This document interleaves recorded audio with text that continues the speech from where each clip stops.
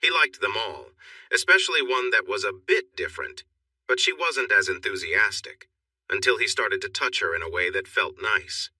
After some playful moments, there were sounds of joy, and eventually they both relaxed. He held her as she calmed down, and when he was done, she felt happy and a little overwhelmed. They cuddled and fell asleep for about an hour, waking up just in time to prepare a snack and watch the Sugar Bowl. Chris wore his Tennessee shirt and white shorts, while Joe put on one of his white t-shirts and some comfortable shorts. Chris, being a big football fan, was really impressed with the University of Tennessee, especially their quarterback and strong defense. Georgia seemed a bit unsure, which a Tennessee fan loved, but it was a little awkward for someone who admired both teams. Joe rested against him for most of the game, then curled up in his lap. He watched the interviews, including a confident statement from Sam Ellinger, and then he carried Joe to bed, laying her down gently on the clean sheets. She cuddled close to him and fell into a peaceful sleep. When she woke up alone, it felt lonely. She found Chris sitting at the kitchen bar with his laptop. He quickly got her a cup of coffee, kissed her forehead, and offered her a choice of where to sit. She chose to sit on his lap, and after sipping her coffee, she playfully chided him for leaving her alone. He hugged her and apologized, and she forgave him, snuggling closer. As he gently stroked her back and kissed her hair, he told her he had to work a bit today, which made her move around a little on his lap. After a coffee break and some more playful moments, he carried her back to bed. He introduced her to some new activities that she enjoyed a lot, which made her feel good and surprised her with how fun it was. After she expressed how much she liked it, he playfully told her that he needed to take a break for breakfast and to finish some work first. She agreed, but only if he made pancakes, eggs, and sausage to satisfy her hunger. While Chris focused on his work, Joe reflected on some tough memories that still made her feel sad and scared. She sat alone for a moment, but then her friends Lynn and Mary knocked on the door and invited her to join them for a campus tour and some shopping. Excited, she quickly went to get ready while they chatted lightly with Chris. He knew they were joking, but Lynn, with her tall red hair, and Mary, strong and dark-haired, were charming when they teased each other. It was a cool day, so Joe wore the red sweater, leather skirt, and matching boots her family gave her on Christmas Eve. Her new friends wore similar outfits and complimented her a lot on how nice she looked. As she was giving him a happy goodbye, he slipped $300 bills into her purse. He held the door open for them and watched as they walked across the parking lot before shutting it, thinking about how lovely they looked together. The taller redhead in the middle, the strong brunette on the left, and the pretty blonde on the right. He shook his head to clear his thoughts and went back to his computer. Tomorrow was the first day of work for managers and executives, and he wanted to show his boss the changes he suggested for the Carter project first thing in the morning. Chris worked through lunch and was surprised when the door opened and Joe came back in. "Hi, honey," she said cheerfully as she hurried to sit on the bar stool he often used while working. He had refilled his coffee and taken a quick break, but had mostly been busy with his tasks. He saved his work and stepped off the stool to greet her warmly. Joe gave him a quick kiss and excitedly asked if he would grill tonight because she had invited their new friends over for dinner. He happily agreed if she would help him with the vegetables and setting the table. She kissed him again, said of course, and followed him outside to the grill. He lit a charcoal fire and went to clean up and change clothes. She followed him, sharing all about her day and everything they had done. She talked while he showered, but he couldn't catch much of it until he toweled off. She was full of energy and so cheerful when she was excited. He kissed her nose and went to get dressed, while she continued to share her day. Finally, he gently asked her to change into something more casual. She returned in a denim jumpsuit with a big zipper and black boots with white fur lining. "Wow, where did you get the boots and jumpsuit?" he asked. "From my sugar daddy. He slips money in my purse when I'm not looking," she said with a playful smile. He laughed. "I'm sure he appreciates your style as much as I do. Oh, I'm sure if you like it, he likes it too." The two couples arrived right at 6, bringing wine and snacks. They sat outside on the patio in the cool evening air while the steaks, corn, and squash grilled, sipping wine and listening to the lively stories from the girls. Joe mentioned that she rarely drank alcohol, so her friends introduced her to light drinks. They all became more talkative as the evening went on. Chris, who usually preferred beer, politely sipped on a single drink while others had more.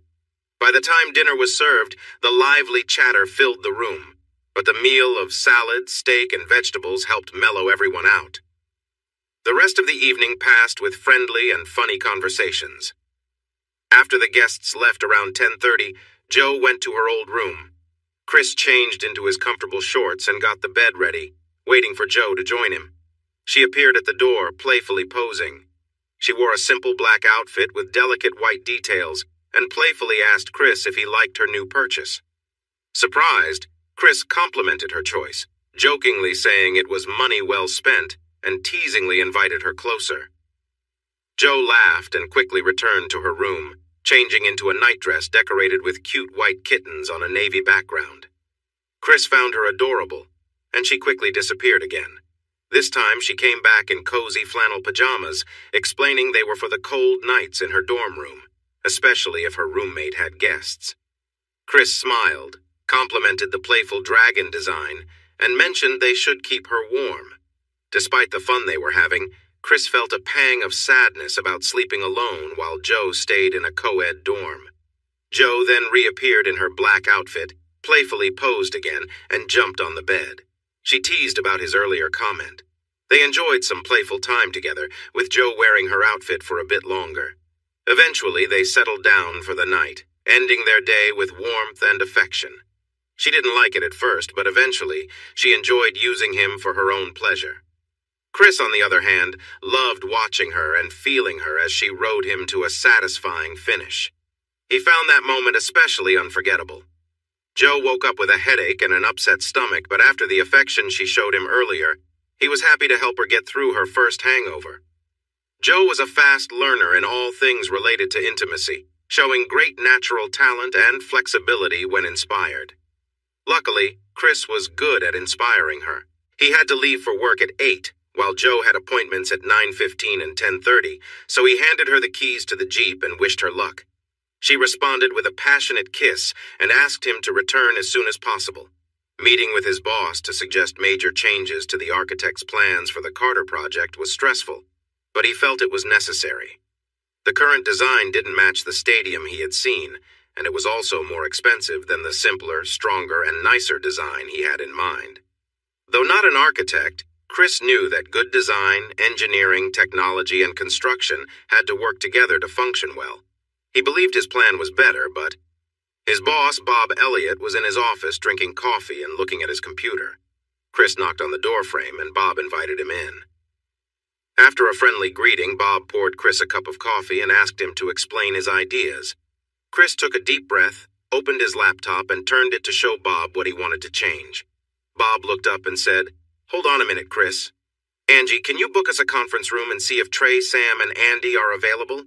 We really need Trey, but let's get as many of the others as we can." Since it was the first day back for management, they would all be available in about 15 minutes, Angie replied. "Chris, what you're suggesting is bigger than just the two of us. We need the higher-ups involved because they are the ones who can make decisions on this project with the university." Chris nodded, knowing that was true, but it didn't stop his stomach from feeling uneasy. He thought to himself, "Why do I have to be so pushy? I should have just kept quiet and done my job. The plans were made by a university planning committee and their architects. They aren't going to change things just because a young guy thinks they look bad. But here I am getting ready to embarrass myself and possibly get in trouble with all 4 of my bosses. How foolish! You're just being foolish, Christian Alexander." Bob took him to the conference room so he could connect his laptop to the projector, and they grabbed another cup of coffee before anyone else arrived. "Am I making a mistake by doing this?" Chris asked his boss. Bob laughed. "Not many 25-year-olds would bring a plan to their boss that could delay the project for a few months. But you're not just any 25-year-old. Let's hear what they think before deciding how silly you are." He had an attentive audience and faced some tough questions. The COO called in another experienced engineer and asked Chris to present to him. He took a deep breath and went ahead, answered his questions, and then waited for the engineer to challenge him. Chris felt uneasy while the older man rubbed his face, stared at the ceiling, looked at the screen, and then turned to face the CEO, COO, CFO, the vice president for construction logistics, and the young guy who presented before him. Bosses, I'm embarrassed to say this, but he's right. His plan is simpler, the upper deck will be stronger, and it will fit better with the rest of the stadium. Even the luxury boxes will be better with these changes. Best of all, I bet we can do it for about 1,015% less and finish it sooner than we promised. The three executives and the VP exchanged glances and then smiled. Trey Beck spoke up. I guess there was a good reason to hire you and pay you well, young Alexander. We need to bring in more people to study and figure out your plan before we go back to the planning committee and Coach Patterson. But you've cleared a major hurdle. We didn't fire you. Chris took a deep breath and replied, I thought that might be the outcome, but I'm glad I still have my job, at least until your team reviews everything. Thank you for considering my plan. No, thank you for your boldness. It's the first time we've had a new project manager suggest changes to a $120 million project in such a confident way. Now back to business. I noticed you shook your head when Andy, our finance guy, mentioned worries about delays. Does that mean we won't have any? I can't promise that, Mr. Beck, but I think we can adjust the schedule to focus on the other parts of the project first, especially the updates to the current seating and the preparations for the new sections. Mr. Elliott would need to address that, but I'm not sure where we stand right now. Beck smiled. I think we have moved past the formalities, Chris, at least when we are here together. Maybe in a larger meeting, but you've earned the right to call us by our first names. You have shared meals and drinks with us. Andy and Jimbo Stokes, our chief engineer, are the two you haven't met yet. But that will change soon. You and Jimbo are about to become good colleagues, maybe even friends. What are the next steps, gentlemen? They each offered thoughtful responses, agreed to focus on this as much as they could, and arranged a meeting for Friday morning at 8. The men stood up and headed toward the door while Chris was disconnecting his laptop from the projector. Trey Beck leaned back in his chair casually and asked, Hey Chris, how's that friendship with your roommate going? Before Chris could respond, Trey turned to the others. Andy, you and Jimbo missed our gathering at the country club last week, and you weren't at the Christmas Eve party, so you didn't get to meet Chris's new roommate. You know, he's living in one of our apartments at Clear Fork, and he shows up at the country club with a charming companion. She impressed everyone, dancing gracefully while Chris stood nearby. He was clearly captivated, gazing at her, but he keeps insisting their relationship is just friendly. No one believed him. Sandy mentioned it to Dan, and Deborah all remember Dan Alexander, Chris's dad, right? And Deborah is his mom. Anyway, Sandy told Dan and Deborah that Chris is smitten, and they better come to meet her. So they came down, spent a week, and then went back to Nashville. 2 days later, Deborah and Sandy were talking about Chris's love life, and from what I heard, his bond with Joe didn't sound just friendly anymore. So, are you still sticking to your story, young man? That's my story, and I'm sticking to it, Chris said firmly, echoing an old song, no matter what my curious mother thinks. Ah, he's not only a skilled engineer, he's also quite the gentleman. You stick to your story and we'll act like we believe you. But let me say this. Whoever captures that young lady's heart is in for a treat. I couldn't find a flaw in her, and neither could my wife. That's rare because any man might think she's perfect, but most women might feel otherwise. Not our wives, he added, nodding toward Sam and Bob. They think she's even better than we do. Thank you, sir. I'll pass that along to her. She's officially enrolling at TCU today, and I'm sure after a long day of the usual stress, she'll appreciate a nice compliment. He added with a serious look, Of course, that's if she's not out with someone from college when I get back to the apartment and I don't get to see her. The group of men laughed loudly and all took a moment to pat him on the shoulder and praise him for catching the issues with the stadium plans. Jimbo and Andy said they wanted to meet this impressive girl soon, and then Bob and Jimbo asked him to come to Bob's office to start the real work. With his laptop under his arm, Chris headed for the door. Trey stopped him with a question. Chris, have you ever heard of architectural engineering? Chris admitted he hadn't, so Beck continued. There are some schools that offer graduate programs. As the name suggests, it's a mix of different fields that helps in planning, designing, building, and managing buildings. It combines technology, which you are good at, with environmental systems, transportation for and around the building, structural safety, and overall management. I have that information ready because we've been thinking about hiring someone with that degree to help us avoid issues like you just found and to speed up our building process. The problem is, it's hard to find someone qualified, so we've decided to support a talented employee in getting that degree. Look into it and think about it, and let me know if you're interested. If you are, you'll be at the top of the list of candidates. Chris thanked him for his support and walked away, too surprised to say anything else. Jo was sitting on the couch with her laptop on her lap when he got back to the apartment. She was clearly happy to see him and greeted him with a warm kiss. She asked about his day, but he told her it was a longer story and he needed to go to the restroom first. As he walked away, she asked what he wanted for dinner. He paused, turned to her, and said, "I want to take you out for a nice dinner. Put on something casual and let's go to the steakhouse we saw the other day. I have a lot to share with you and it feels like a celebration. How long will it take you to get ready?" She looked surprised but answered 15 minutes and hurried into her closet while Chris went into the bathroom. A big plus of being naturally beautiful is there's no need to do much extra. She slipped into a new pair of jeans and a light blue hoodie, brushed her hair, and put on some canvas shoes with blue laces before heading to the living room. 15 minutes after he asked, they were in the truck. Jo glanced at the menu prices and frowned. "Have you ever tried a filet mignon?" he asked, taking her menu. She shook her head. "Lucky you, tonight is a night for new experiences. I'll order for us if you let me know what you want to drink." She looked curious when he ordered fried mushrooms for both of them, but frowned when he said her filet should be cooked medium. "Trust me, I've served you medium steaks before and you loved them. Besides, they won't overcook a filet anyway." She seemed unsure but changed the topic. "So, what are we celebrating?"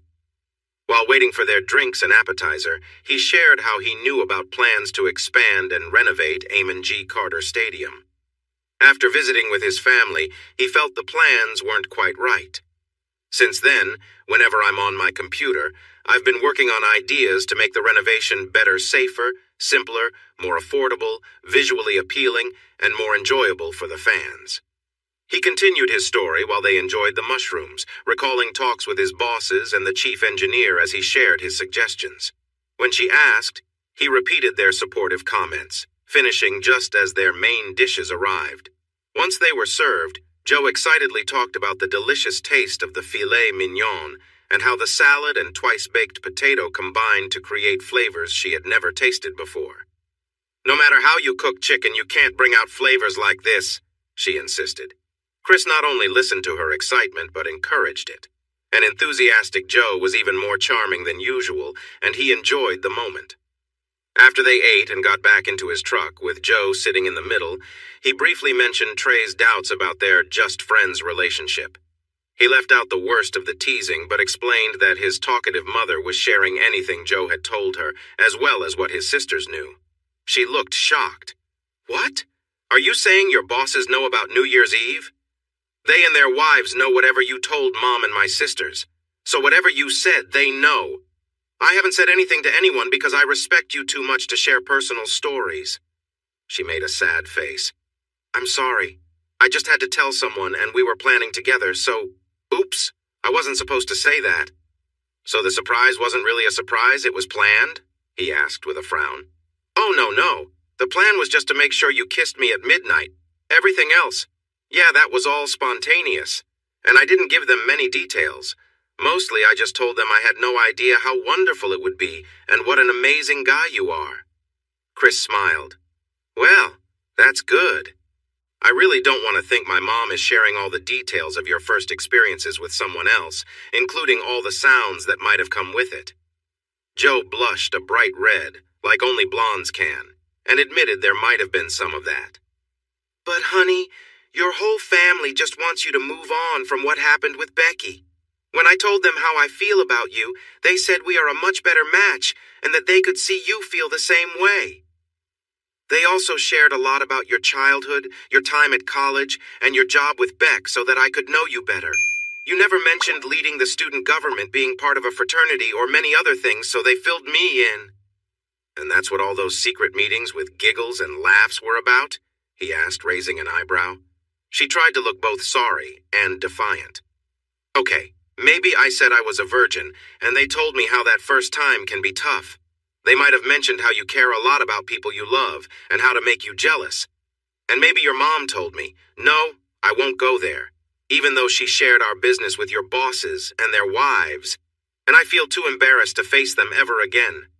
Anyway, maybe I shared too much, but I did it because they are my best friends and I just had to share my happiness.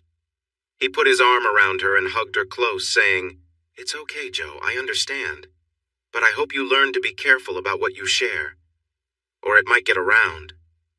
She cuddled up to him, quiet for a bit, then said firmly, "I don't care who knows about us. So what?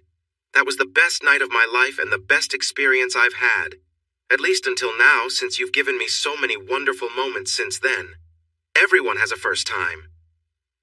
Chris decided to save the talk about graduate school for another time. Instead, he asked, "Now that you've said that, tell me about your day." She tried to sound excited, but he could tell she was holding back. He waited until they got home, then asked, "So you finished with your application, secured scholarships, and got a dorm room? Why do I feel like there's something you're not telling me?" Taking a deep breath, she looked away, then back at him. "Because my scholarships don't cover all my costs.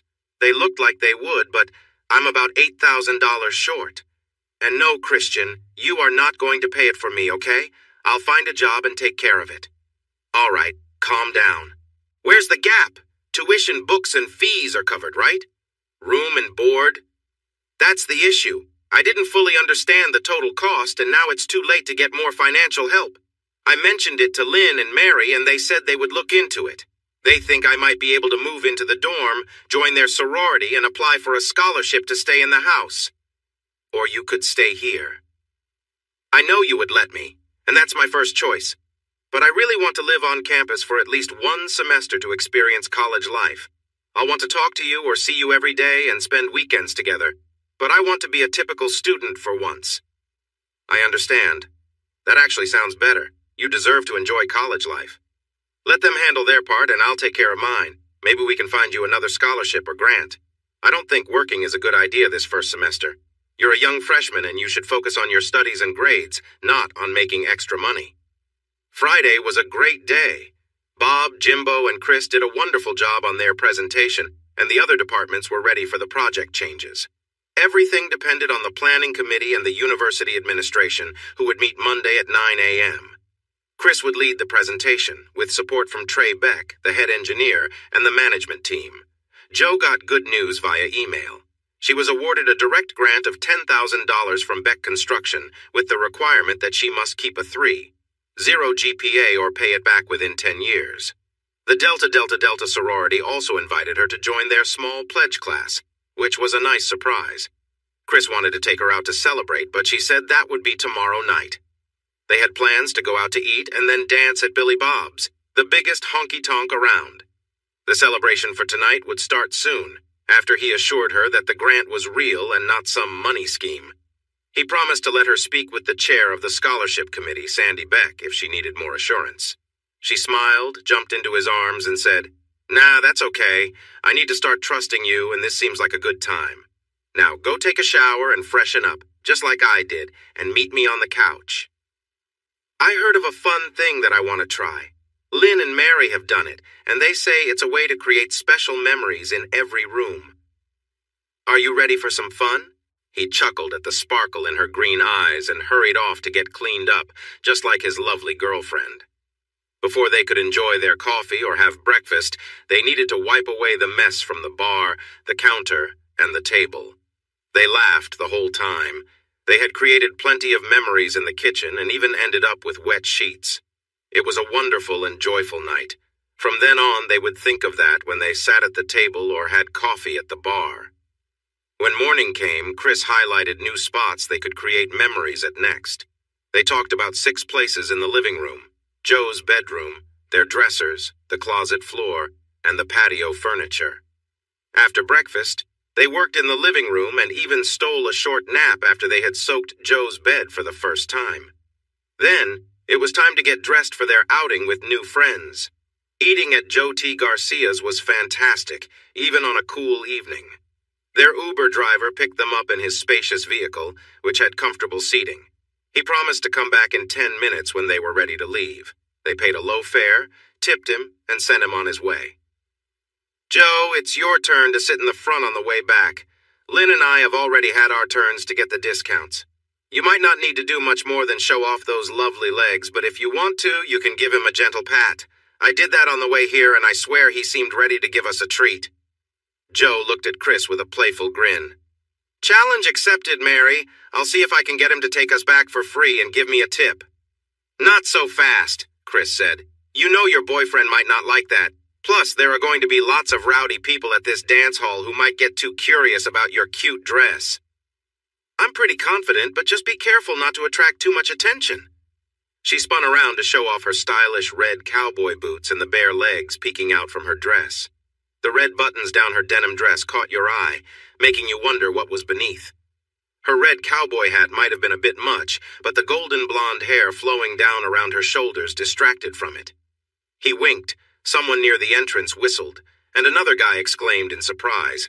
Chris said, "I warned you both!" Letting the three of them go out looking like this is not a great idea. We're still in a dark parking lot and they're getting catcalled. Lynn's bright red hair puffed out from under her black hat, and her tight denim dress that ended high above her black boots was attention-grabbing. Mary's outfit was even more revealing, a snug western shirt with buttons and a short denim skirt. This was going to be a very long night. When they showed up in their new outfits from a Thursday shopping trip, the two women had foolishly assured their husbands that men wouldn't approach married women wearing their rings. Naive Joe thought she could handle a drunken cowboy if needed. The men just rolled their eyes but promised to watch over each other. They had tickets to the Stoney LaRue concert. Neither Joe nor Chris knew much about Stoney, who was from a small town called Taft near Corpus Christi.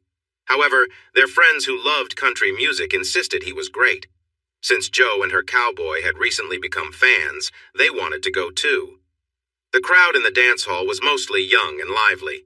They were there to have a great time. The energy of the crowd inspired Joe and Chris as they moved to their friends' reserved tables. They shouted introductions over the loud music from the opening act, but it was hard to hear, so Joe and Chris struggled to catch all the names. The chairs were set up in pairs, which meant Joe and Chris ended up sitting between two young cowboys who were without dates. They looked at Joe like hawks, eyeing their next meal, but she stayed close to her tall, strong cowboy. Chris was 6'2", and with his hat and boots appeared even taller. In his tight jeans and fitted shirt, he looked big and muscular. Joe felt small and safe next to him when she snuggled close. Everyone but Joe was drinking beer or whiskey. She was sipping on Pepsi, so people thought she had a mixed drink. Though dressed to impress, she only wanted to dance with Chris. The opening band played songs from popular artists that didn't excite Chris much. Joe bounced happily in her seat, and Chris, somewhat loudly, encouraged her to line dance with their friends if she wanted. She smiled and glanced at the cowboy next to her, who offered his hand with a grin. Excited, she joined him on the floor. The young cowboy was skilled at line dancing and liked to show off. He knew he was dancing with one of the prettiest girls in the crowded dance hall, and many eyes were on them as he enjoyed the moment. He might not get to spend the whole evening with her, but just dancing with her would help him get dances with other charming cowgirls that he wouldn't normally get. Chris liked watching her have fun. He wasn't jealous at all. He was happy she was enjoying herself after everything she had been through. Lately, he found himself wanting her to have joy in her life. He hoped she could move beyond the tough memories of her past. With love and support, he believed the next few years could be the best of her life, and her difficult history could fade away. Although their relationship had grown more affectionate, Chris still cared for her deeply and wanted to protect her. At 9:30, the opening act finished their performance. That was perfect timing for Chris, but too soon for Joe, who had danced with several partners and hadn't returned to their table much. While getting a beer, Chris also grabbed her another soda and a bottle of water. When she came back, she sat down on his lap instead of her seat. She gave him a big hug and a quick kiss, thanking him for letting her enjoy herself. He reminded her that he was her date, not her owner, and she could always have fun while with him. "I know that, silly man, but I'm yours, whether you want to accept it or not.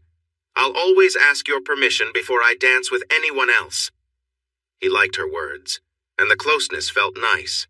They hugged tight, enjoying each other's presence. They noticed some curious looks from others around them.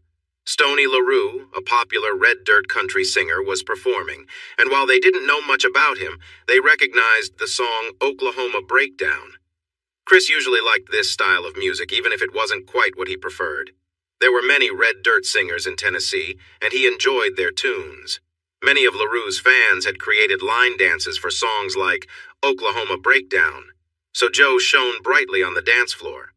They both showed off their dance moves on songs like Feet Don't Touch the Ground, and Chris loved showing off their country dancing skills on tracks like Texas Moon, First One to Know, Us Time, and Down in Flames. By the time intermission arrived, everyone in the dance hall knew Joe's name and recognized her dancing. She was so focused on having fun that she didn't notice the attention, but Chris was aware of it and felt protective while still enjoying the moment. Eventually, they needed to take restroom breaks. As Chris stepped away, some of Joe's enthusiastic admirers took advantage of the chance to get closer to her. She dealt with the new arrivals quickly, but she had already danced with an older man in black jeans, a black Western shirt with embroidered roses, and a black felt hat. When he asked her for another dance, she agreed, even though Chris was away from the table.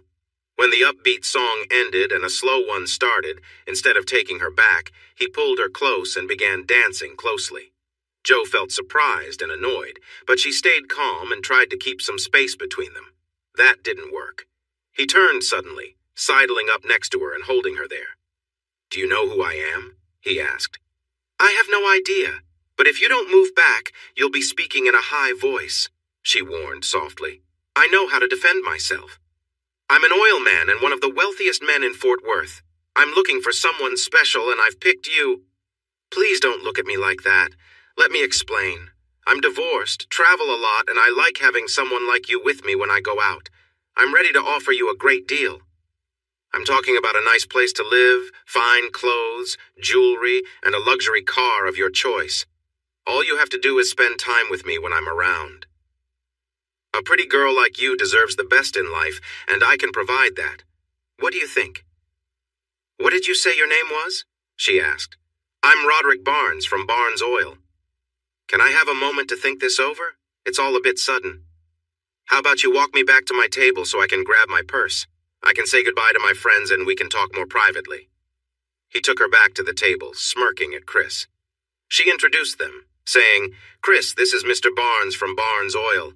He just made me a generous offer.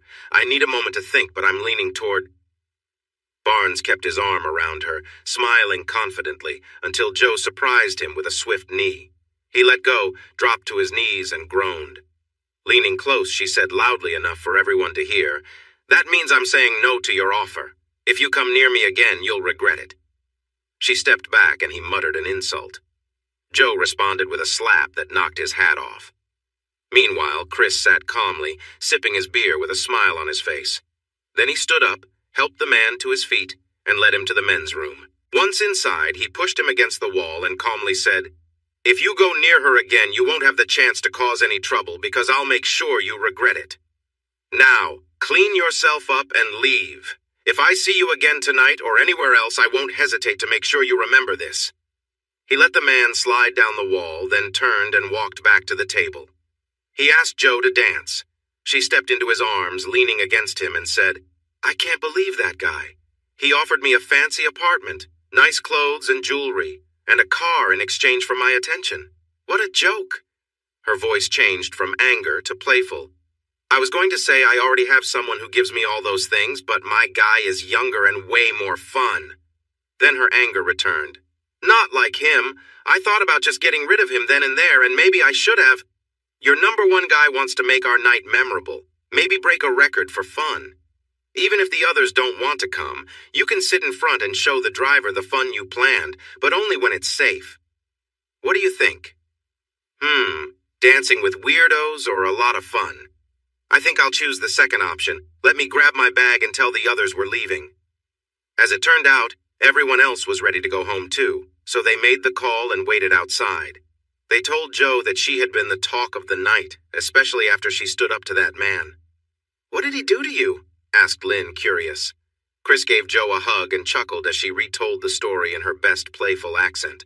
She tried to keep it light, but there was definitely some hurt in her voice.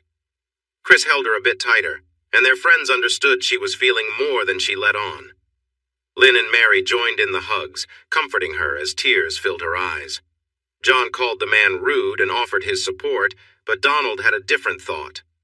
"Joe, I haven't shared much about my family. That's because my dad is a selfish person, just like Barnes. They know each other well. From Barnes's viewpoint, offering you a special status is a way to show respect, not to offend you. He believes there are many girls who would gladly accept such an offer. In fact, I know some on campus who are getting nice payments from older men. Many girls in colleges across the country are getting support from these arrangements. My dad kept his relationships hidden from us for years. We only learned about it during the divorce, but one of them became our family doctor. Now, another one is advertising for a political campaign in Texas. I'm not trying to make light of what he did or how it hurt you. You might think he saw some flaw in your character, making you willing to accept such an arrangement. But to him, he simply chose the prettiest girl around, the one everyone was talking about, and offered her a tempting opportunity, a business deal, you could say. With you by his side, he'd gain respect from his shallow friends, something he's never had.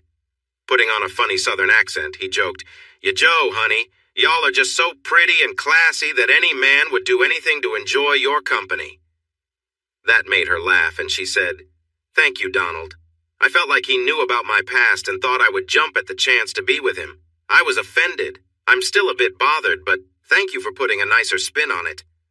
She shook the others away so she could give Donald a warm hug, and Mary said, "I can still see a surprised face when you need him. You're amazing," Donald added, "and his hat flying off when you slapped him."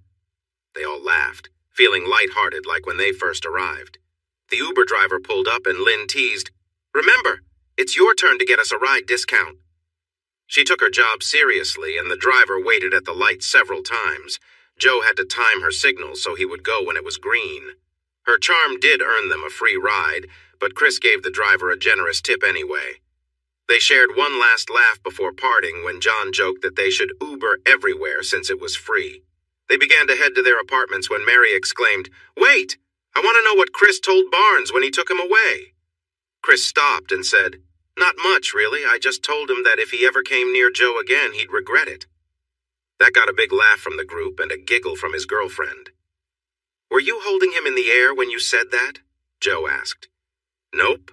I couldn't find them. They were still inside him." More laughter followed, and they walked away in opposite directions. "Honey, tonight is perfect for trying out the patio furniture," Joe said playfully. They managed to have some fun with her leaning over the railing and on the back of the love seat. After a few lights turned on in other apartments, Chris paused, grabbed a beach towel from the hot tub area, and suggested she cover her mouth with it to keep things quiet. To test out the 4 armchairs, Joe decided to mix things up. Facing away from him, she settled on his lap. It wasn't her favorite at first, but her feelings changed when he began to gently touch her. She thought the table would be simple, but he wanted to show her something different. He adjusted her position so her feet rested on his shoulders, which changed things a bit for both of them. The padded love seat was the easiest because she could sit on him and kiss him while he held her. Once she found a comfortable rhythm, she felt content and relaxed, with Chris looking similarly worn out. So they explored 3 new positions and enjoyed 7 pieces of furniture, plus a fence. It's no wonder they were tired. On Sunday morning, they both felt a little sore, but by 9 they were making coffee and breakfast, chatting about the week ahead. Chris looked at Joe thoughtfully. "What's on your mind?" she asked. "We've never talked about church. Are you part of one?" "Seriously? My mom grew up in a very religious home and she didn't like it at all. She joked about people who went to church and wouldn't let me go to Sunday school or vacation Bible school with my friends." "Why do you ask?" "We're Episcopalians. In Nashville, we went to St. George's pretty regularly, usually the 8:45 service, but sometimes the one at 11. Afterward, we often had breakfast or brunch as a family. I noticed Trinity Episcopal while we were driving around TCU and looked it up online. They have a folk mass at noon that I'd like to try, if you'll come with me. It's less formal, with lots of singing. They use guitars, keyboards, and other instruments instead of an organ, and the songs are different from the hymnal. They are praise songs or folk hymns. After the service, we could grab a bite to eat. What do you think?" Her eyes widened, but she seemed interested. She asked about what to wear, what the service would be like, and other details he didn't know, but she looked more eager than worried. She decided on a black sweater dress with red buttons and black boots, which was stylish yet quite modest. As soon as they got out of the truck and walked to their seats, people watched them closely. But that was nothing compared to the attention Jo got when she started to sing. Her voice was beautiful, almost like an angel's. She was completely engaged, listening to every word, paying attention during every pause, and even kneeling and joining in when asked. Chris chose not to take communion with her, explaining that First Communion was an important step, similar to the baptism they had just witnessed. Jo nodded and watched others take communion, but told him it was okay if he wanted to participate. He wrapped his arm around her, giving her a comforting hug. Jo looked at him with shining eyes before turning back to focus on the service. It took a long time to leave because so many people wanted to meet them. The choir director and Father Joseph, the priest, took turns inviting Jo to join the choir. Chris jokingly asked, "What about me? Do you want me in the choir too?" "Of course," said the director with a friendly smile. "We have a few spots for bass baritones like you, and I'd be happy to help you sing better." Jo laughed, and Father Joseph smiled back, while Chris felt that she was right. Jo, with bright eyes, added, "Jo really doesn't need any training. Her voice is clear and can reach many notes. She would quickly become the star of the choir." They decided to discuss it once Jo got a better understanding of what TCU expected from her. Chris looked down at Jo and said, "Given how much she enjoyed the church experience today, I'm sure we'll be back soon." "First time? Really? Let me get something for you." Father Joseph hurried away, and his wife took his place to tell Jo how much she liked her singing. A few minutes later, Father Joseph returned with some brochures and a book about Christianity and the American Episcopal Church. Jo accepted them with joy, thanked him, and promised to reach out if she had questions. During brunch, Jo excitedly shared details about her first church experience. She explained that she turned down the choir invitation because she was nervous about singing solos. Chris smiled at her often and supported her whenever she felt unsure about her upbringing in a church. When Jo mentioned the choir again, he assured her that the reason they wanted her was because her voice truly was angelic, just as everyone had said at church, and as he told her when they first met, and how their friends praised her after their duet. She agreed to think about it and reflected on the baptism of a baby that she had seen during the service. She then wondered aloud if she had ever been baptized and frowned. "If I haven't been baptized, can I still be? Is there an age limit?" She had many questions that afternoon. While Chris was helpful, he suggested she call Father Joe after reading the materials to ask her questions of a true expert.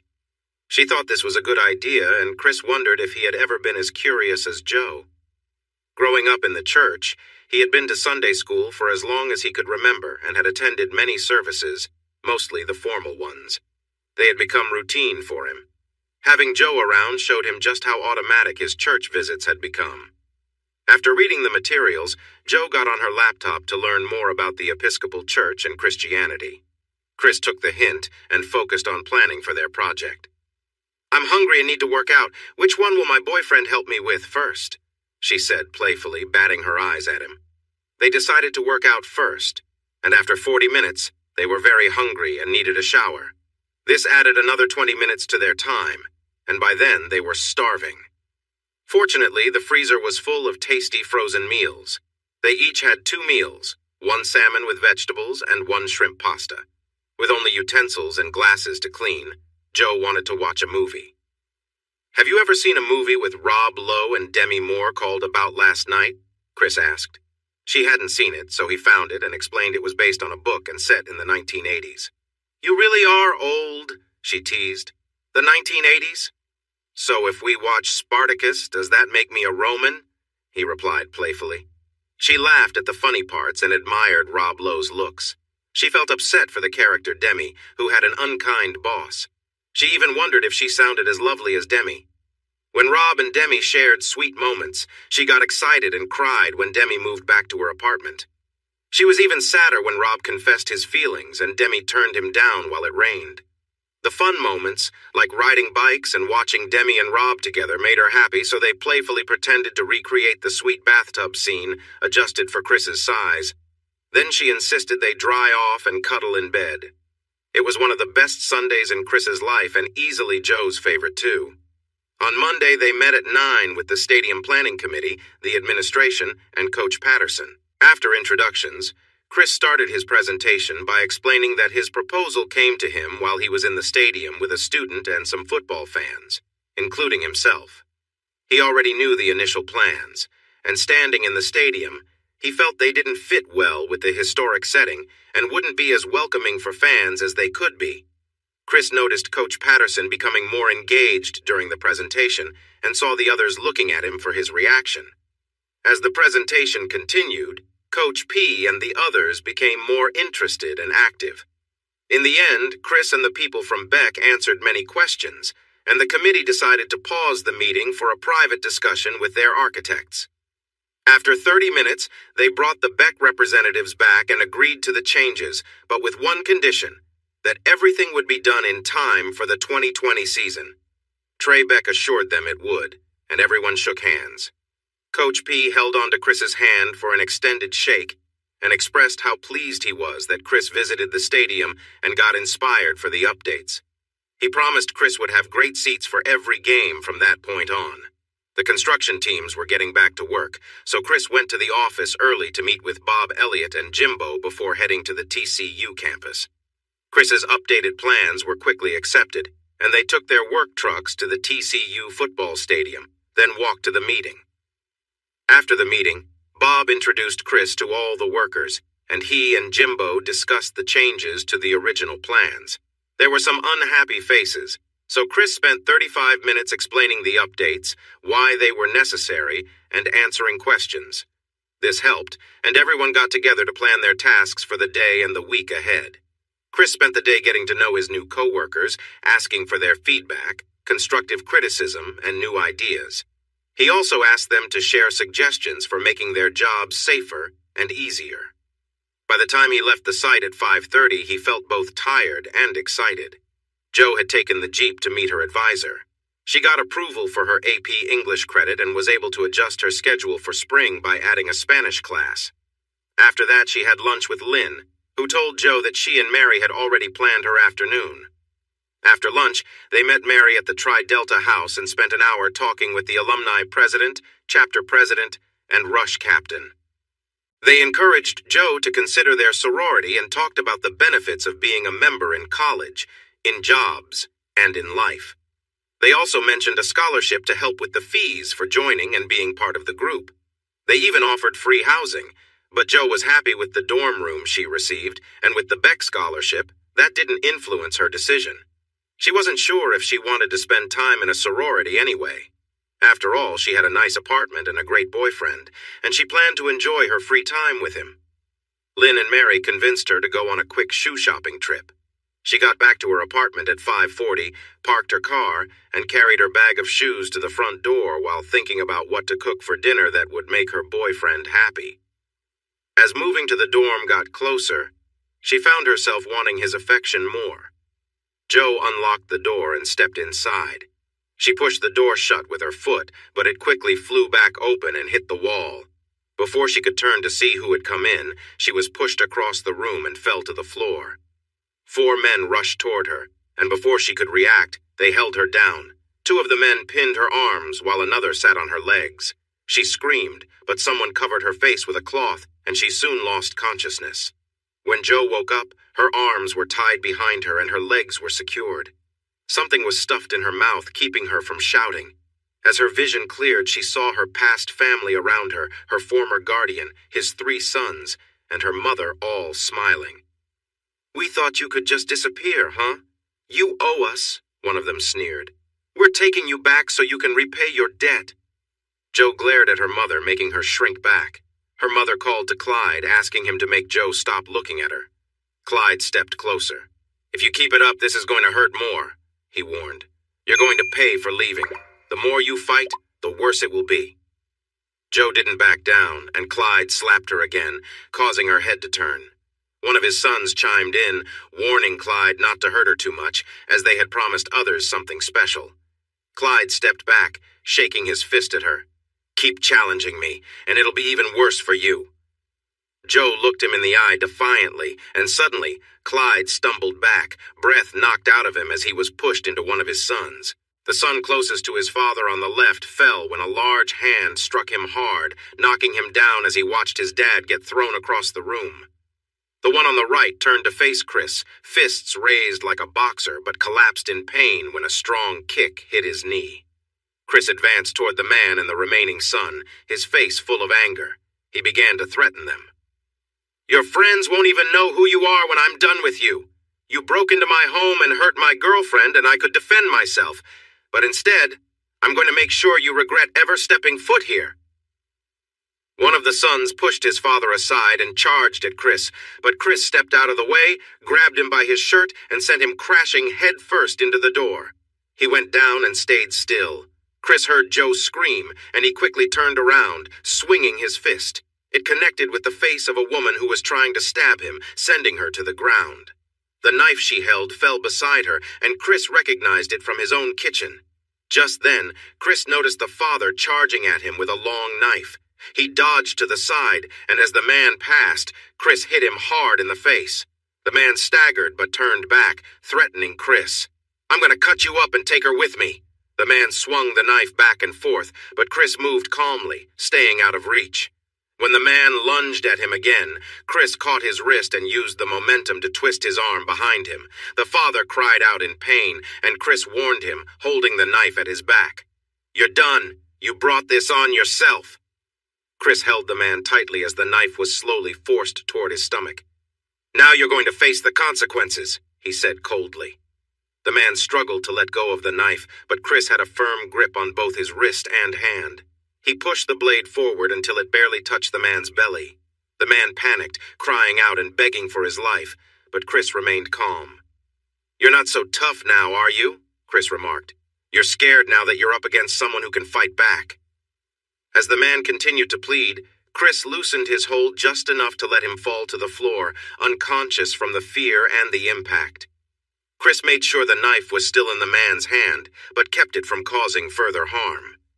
After checking to ensure the others were no longer a threat, Chris hurried to Joe.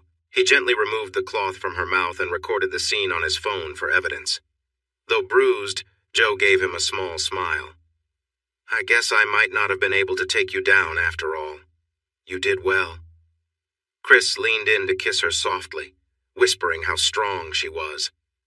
"I hear the police coming. I'm going to step away so they can see what happened and you'll be safe." He then moved a few steps back, ensuring Joe was okay, and called the company's attorney to report the incident. He quickly told attorney Thomas Behrens what happened, gave him the apartment address, and was assured that a defense lawyer from the firm would be there in 5 minutes or less. Chris stood still with his hands at his sides until local police officers rushed in with guns drawn. He raised his hands, palms out, to show he had no weapons. 2 more officers entered the room, and they spread out while the first 2 searched Chris and placed handcuffs on him. When one of the officers saw Joe and her mother, he called for female officers to come and said they needed multiple EMTs right away. Officer Rodriguez said, "Washington, take him into the other room and get his side of the story. I'll talk to the women and I'll have Johnson speak with the man over here who is on the floor, upset and holding his knee.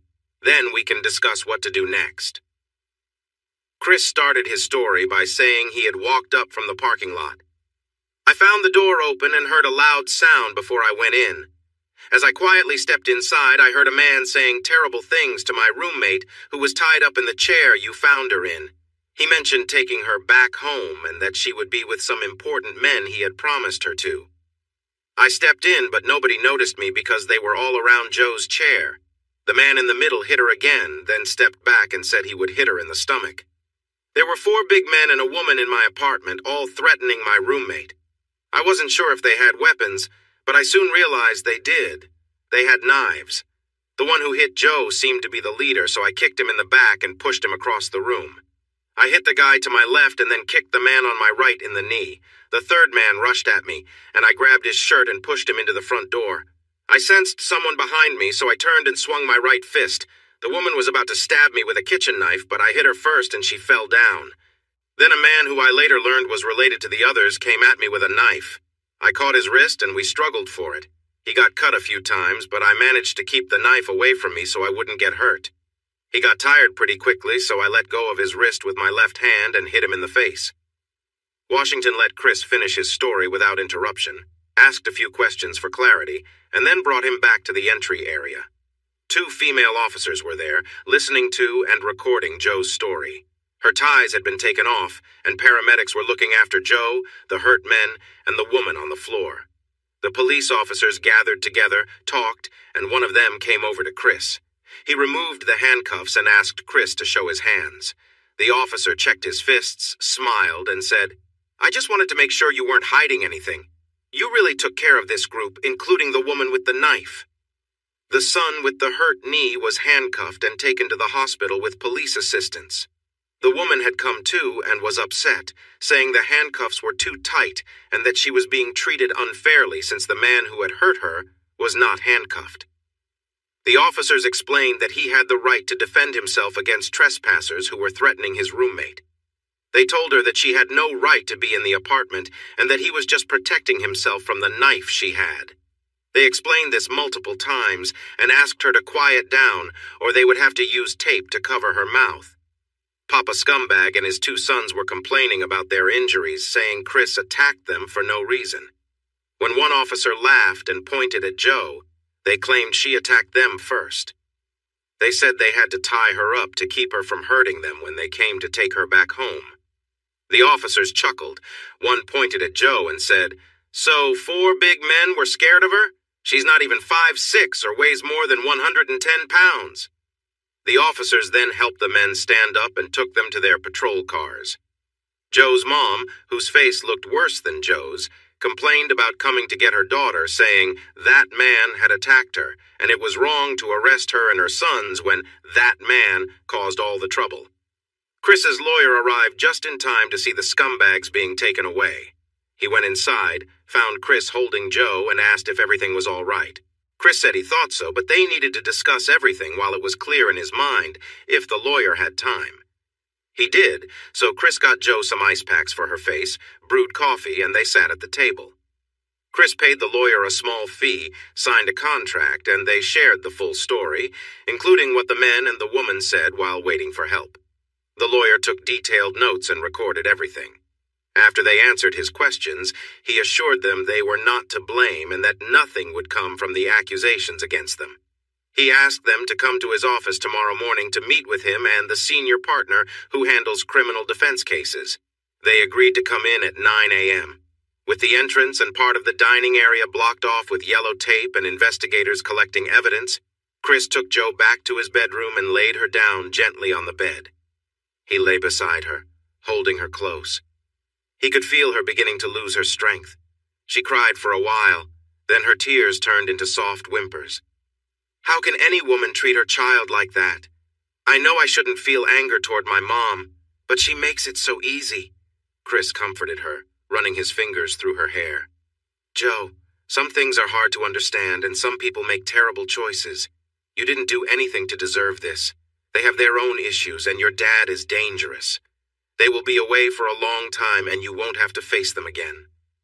He continued to hold her and rub her back. He was surprised but happy when she fell asleep in his arms. After half an hour with Joe sleeping peacefully, he got up to check on the investigators. They told him it would take several more hours, so he ordered a large pizza and wings. He knew his girlfriend would wake up hungry.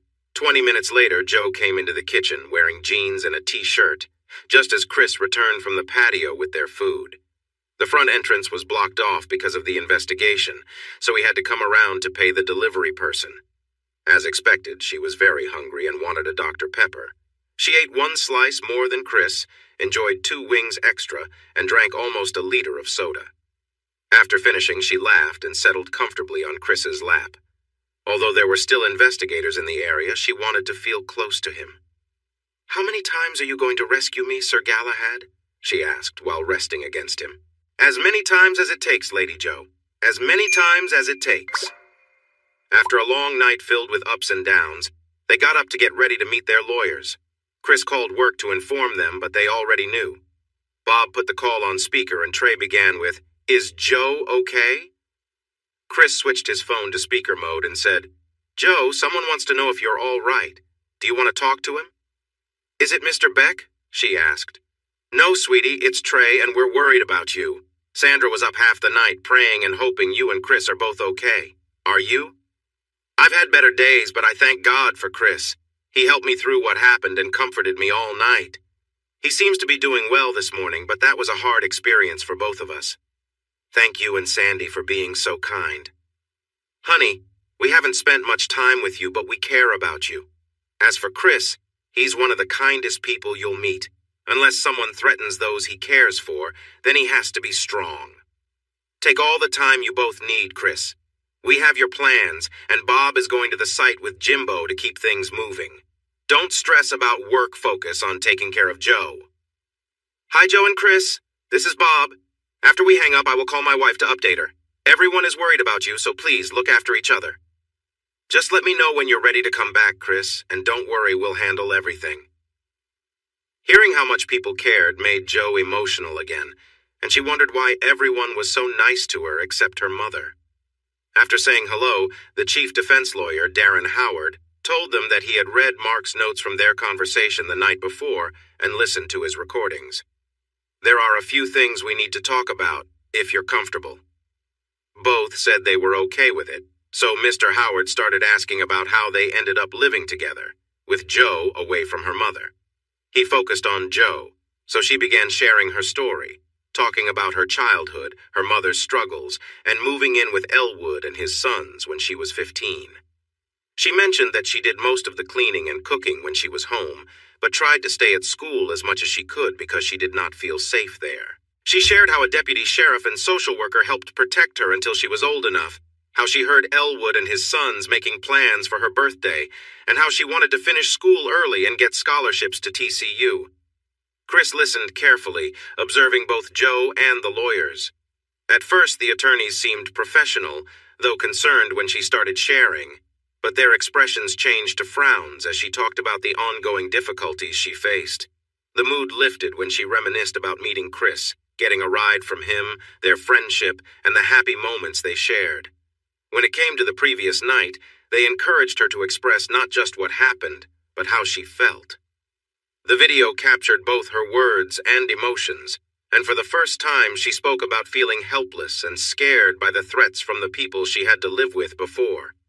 Her strongest feelings were anger towards her mother, but she also felt heartbroken by her actions. She said she had always known that Elwood and his sons were bad people, but now she realized her mother was too.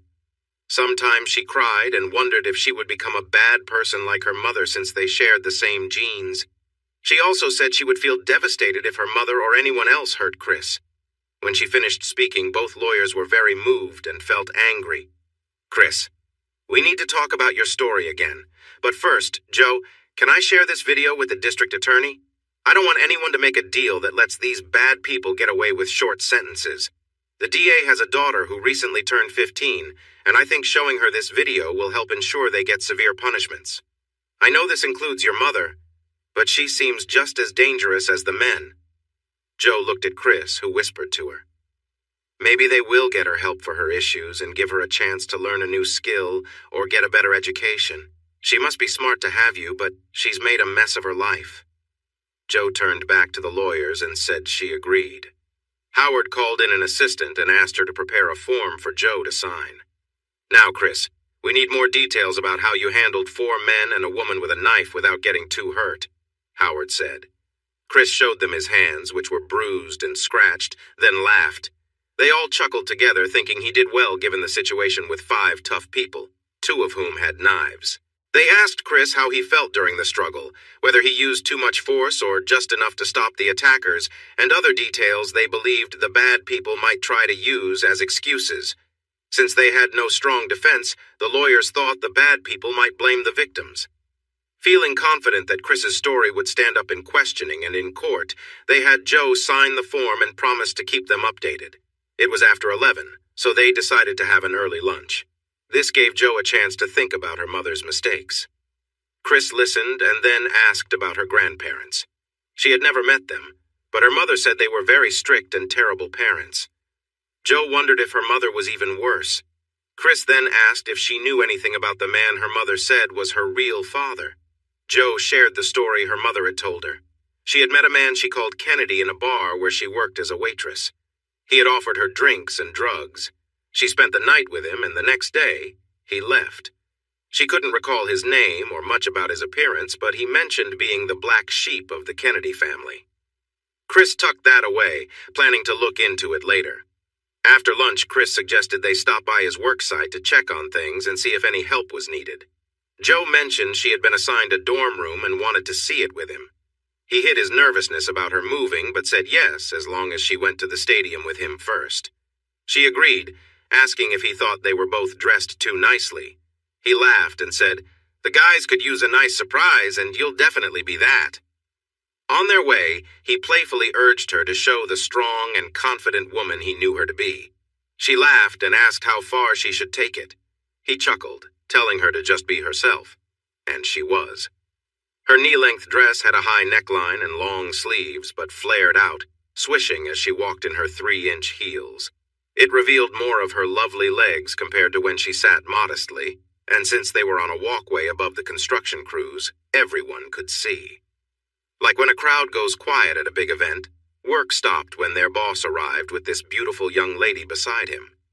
Bob grinned, while Jimbo, who had not met her before, stared in surprise. "Is that her? No wonder Trey said what he did." As they approached, Bob shouted, "So, how did your meeting go?" Jo gave a bright smile, and Chris replied that things went so well he hoped to be back the next day. With Jo beside him, looking around at the work and the staring workers, Chris asked if they needed anything from him. They said no, and Chris turned to Jimbo. "You haven't met Jo yet, have you? Jo, this is Jim Bob Fisher. Jimbo, this is Amy Jo Kennedy." Jo looked surprised. How did he know her full name? Still gracious, she greeted Jimbo, said hello to Bob, and waved at the workers. Chris smiled and called out, "Hey everyone, this is my girlfriend Jo Kennedy. Jo, these are the guys I work with." Jo waved again and said, "It's nice to meet you." They clapped and cheered for her. "You need to take her away or we won't get any work done today," Bob joked. They left, but work didn't resume until Jo was out of sight. "How did I do?" she asked playfully. He wrapped her in his arms and kissed her warmly, then said, "You did more for my reputation in 10 minutes than I could do in a month. Anyone with a girlfriend like you must be an impressive guy." They drove to the dorm, parked, and watched as students and their parents moved things in.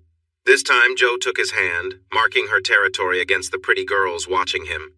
He noticed and said, "Wow, you won't be the only pretty girl in this dorm. Some of the new arrivals are really attractive." She realized he was just joking, so she replied, "Ha ha, look at all the attractive boys moving in.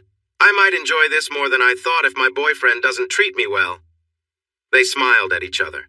Her room was nice, and they met her roommate and suite mates, who were all friendly, nice-looking, and clearly came from wealthy families.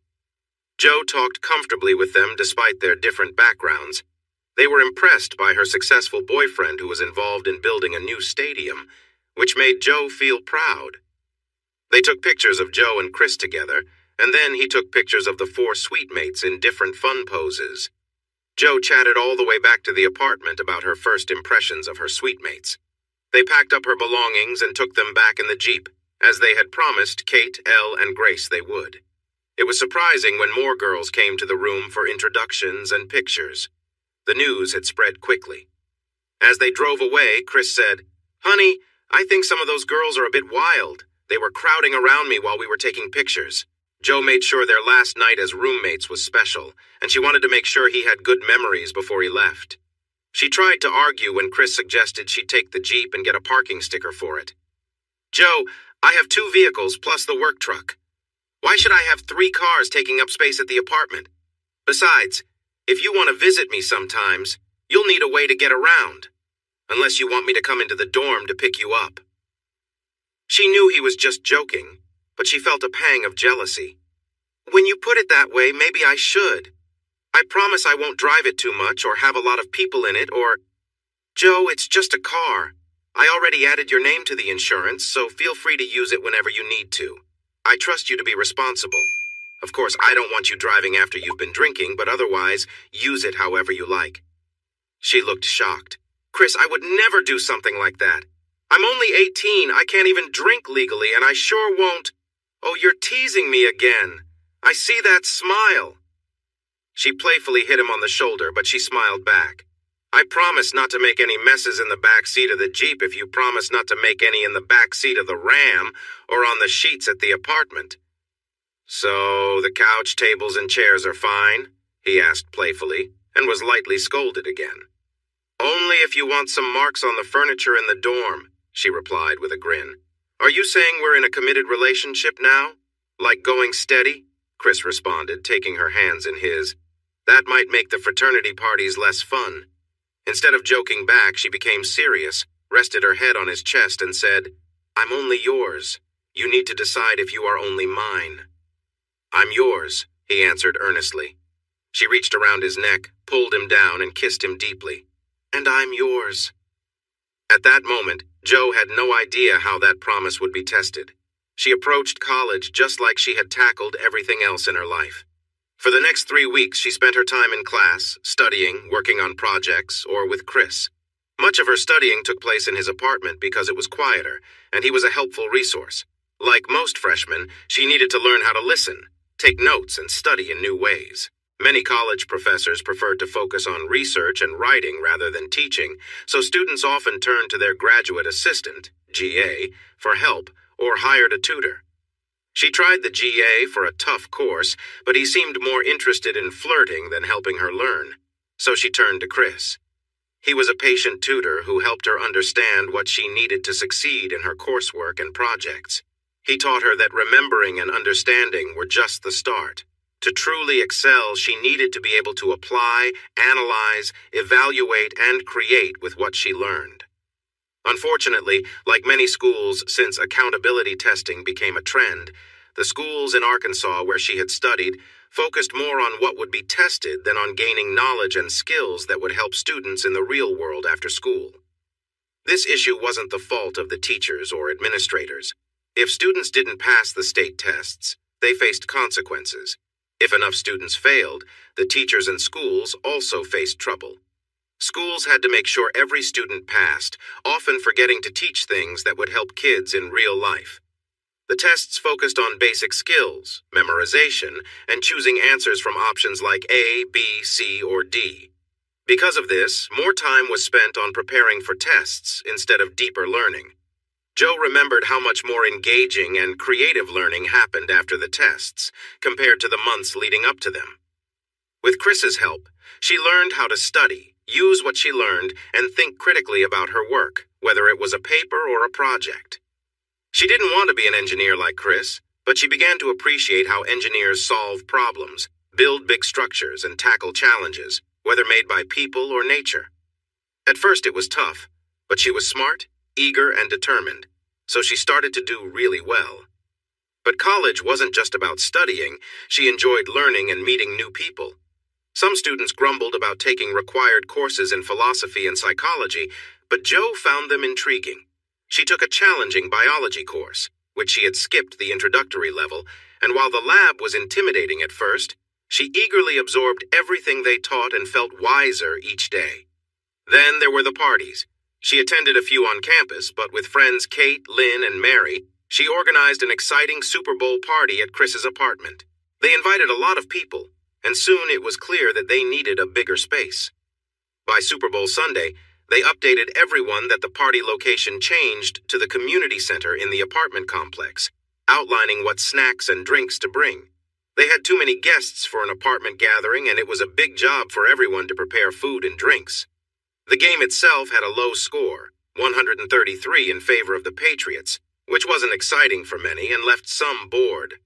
The halftime show with Maroon 5 and some rappers entertained some guests, but not Chris.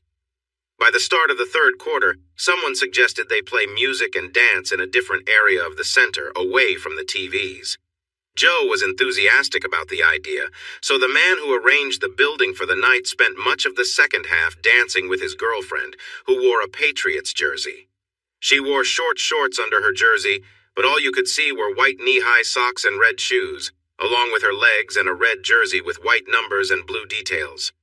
Jo managed the music, creating a nice mix of country, ballroom, rock, and hip-hop, playing around 5 songs from each style. For once, Chris didn't mind the hip-hop. It let him grab a beer, check the game, and admire his girlfriend's amazing moves, as long as the crowd wasn't too thick to see her. When the game finished, the dance floor got busy during the country, rock, or hip-hop tunes, but Joe and Chris had it mostly to themselves during the ballroom songs. A few people danced gracefully, but for the cha-cha and tango, they were the main dancers. It seemed every young man there admired Joe, who sparkled on the dance floor no matter the style. The tango they performed left many young women admiring Chris too, perhaps even Joe. Lynn, Mary, and Joe stood by the door saying goodbye and accepting compliments from those leaving around 1 in the morning, while Chris, Don, John, and some friends organized the space. When asked if she needed a ride, mostly by hopeful guys, Joe said she had to help clean up and already arranged for a ride after that. It wasn't really untrue. She did assist with cleaning while chatting with the other women, and she indeed got a ride afterward. She wanted to wash off the sweat, but Chris playfully coaxed her to dance and then gently wiped the beads of sweat from her face and legs. They shared more playful moments before he finally took a break. Chris was full of energy that night and was ready for more fun the next morning as well. After an enthusiastic start to the day, Chris headed to work, while Joe skipped her first class and dragged herself to the second at 11. She promised herself never to keep him waiting for more than a week again. He was too much to handle. By Wednesday, Joe felt better and was in a playful mood. She hadn't seen Chris since early Monday morning, so just before lunch she wore her new leather boots and a matching skirt with a red sweater. She convinced Elle and Kate to walk to the stadium with her. On their way, she shared her plan, and they made a big entrance from the southwest corner. They giggled, laughed, posed, and Joe pointed excitedly at Chris, who was at the far end. They walked down the path near the stands, catching everyone's attention. Even the crane stopped. Chris was focused on some plans, but Jimbo noticed the quiet and followed the workers' gazes. "Chris, we might have to reduce your pay if your girlfriend keeps halting work like this, and now she's brought 2 friends. Chris looked up and saw Joe and her friends nearby, setting the plans aside. He felt happy to see her, but a little shy about the scene she was causing. He approached them with a smile. Joe rushed to him, hugged him, and kissed him. Kate and Ella joined, and he hugged them too after Joe finished. Loudly, since they were close, Joe exclaimed, "Honey, we've been invited to the Tri-Delta's winter formal on Valentine's Day. Will you go with me, please?" He smiled back and said he'd be honored. She jumped into his arms again, shouted, "Thank you," and gave him another quick kiss. Joe mentioned they could sort out the details this weekend, but that he would need a tuxedo. He nodded, said goodbye to the other girls, winked, and joked, "I'm glad it's almost lunch because it looks like we won't get anything done around here for a while, especially if you leave the way you came in." Joe promised it would be fun if he agreed to join them for lunch at Dutch's. He happily agreed and walked back to his plans. By the time the girls reached the end, everyone was watching them, and they stayed locked on until the girls disappeared from view. Then all eyes turned back to Chris. "What? You guys have partners too, and they have friends, right?" he called out. "Not like that," was shouted back, followed by laughter and chatter in the stadium. "All right, take an early lunch. You won't get any work done for an hour anyway." They cheered and went off to grab their lunches. Jimbo patted Chris on the shoulder and said, "The more I see you, the more I understand why folks talk about you. Bob, it's time for Chris's mid-year review. I need to meet with you and Jimbo this afternoon at 3 if that works for you both. If not, just suggest another time." "I think that will work, Trey. Jimbo is supposed to be in the office this afternoon. He says he's wasting his time on site when Chris is there anyway." "But boss, if you're hoping for anything but glowing reviews, you better get someone else to sit in. We're both really impressed." "See you at 3, the CEO said with a smile. The next day, Jimbo arrived at 1 o'clock. "Hey, Chris, Trey needs you in the office at 2. It's time for your mid-year evaluation." "Oh no, I forgot about that. I haven't done my self-evaluation." "Like that's going to stop you from getting it anyway. Just be there at 2, Jimbo replied with a grin. At 1:55, Chris was welcomed by Tina, Tim Beck's assistant, who led him to the office. He walked in to see Bob Elliott already there with Mr. Beck, and the others had serious expressions. After polite greetings, Beck started speaking. "Chris, I have to say that you've accomplished some good things in the last 6 months. You helped restore the historic bathhouses. You had the courage to revisit the plans for the stadium expansion and present them to the university and their architects. But Bob, Jimbo, and I have a few worries. Beck delivered his praise with a calm voice, but his frown during the last part made Elliot mirror the expression. Chris felt his heart race, but he noticed hints of amusement in their faces. Bob Elliott then spoke. I remember the first time you caused a work delay, and Jimbo mentioned there was another delay recently. Although your teams are ahead of schedule, we're worried about these interruptions. Now they were barely holding back their smiles, and Chris understood. With a serious yet concerned look, he responded, Sir, I'm not sure what you're referring to. I don't recall causing any delays. Could you be more specific? They both laughed. He's a real poker player, too, Beck said to Elliot once the laughter settled down. Chris looked confused, but a smile appeared. Jimbo asked the security guard why he let her in a second time when she arrived with friends. He turned red and replied, I'm sorry, boss, but I couldn't tell her no. She walks in, greets me by name, gives me her wonderful smile, asks about my family, and walks right in like she owns the place. I don't think anyone can say no to her, and I certainly can't. Jimbo loves to tell that story, and he admits he couldn't say no either, so I guess it's up to you, Chris. Mr. Beck, after being around her a few times, do you really think she'll accept no from me? They all laughed again. On a more serious note, here are your bonuses for completing the last project early and under budget, saving us and the university a lot of money and time on the stadium project.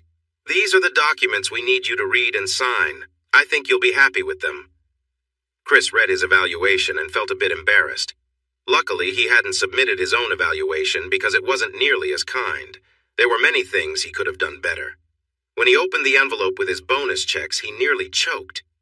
Looking up at his smiling bosses, he said, These are way too generous. The evaluation is far too generous, but the bonuses are incredible. We recommend you contact your investment advisors quickly, Chris, or you might end up giving too much to the government. Yes, sir, I will do that right away, and thank you. I think you're being really nice, but I really appreciate it. And we believe you deserve it, Chris. Have you checked out any grad schools? I have, and I've focused on 2 good options. Nothing much in Texas, but Penn State and Colorado have the kind of hands-on courses where I learn best. I'm not sure if they will give me any credit for my past work, but it sounds like they might. I want to finish in a year, so I plan to take summer classes to help me do that. I'm not really interested in a school that overlooks my experience and treats me like a recent graduate, or thinks that only classroom learning is important. My next step is to see if either school will recognize my experience. Do you have any advice on this? Let's bring in Sam. He's a proud CU Buffalo. Sam was sure that Colorado was the best choice. He knew the head of the engineering school well and could help Chris. Trey smiled. You can tell him we just got a contract for a 12-story building in Boulder, and we can offer paid internships to other students if Chris gets credit for his experience and can serve as assistant manager on the project. Sam told them not to worry, asked for a copy of Chris's latest evaluation, and instructed Chris to fill out the admissions forms online. Chris walked away feeling amazed, with the rest of the afternoon off and a strong urge to cash the checks. By the end of February, Joe was adjusting to campus life and schoolwork, but the social side was more difficult. One big reason was that she drew attention wherever she went. Without trying, she attracted many boys, which led to girls wanting to be around her for their own reasons, not for friendship. With more girls around, more boys were interested, and her social circle kept expanding.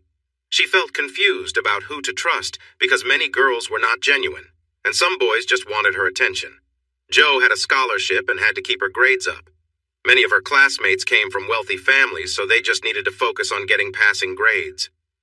The girls wanted her to join various activities and help them with dating. The boys wanted to spend time with her, but when she wouldn't date, they asked her to share meals or watch shows instead. She wasn't good at saying no to their constant requests and pressure, which was starting to take away from her study time. She couldn't afford to eat at fancy restaurants or shop like the other students, but they were so persuasive that she sometimes went along with them just to avoid conflict. At this rate, her limited spending money wouldn't last until spring break, but if she let someone else pay, They seemed to expect more from her. The friends around her and the guys trying to impress her loved to take pictures and share them online.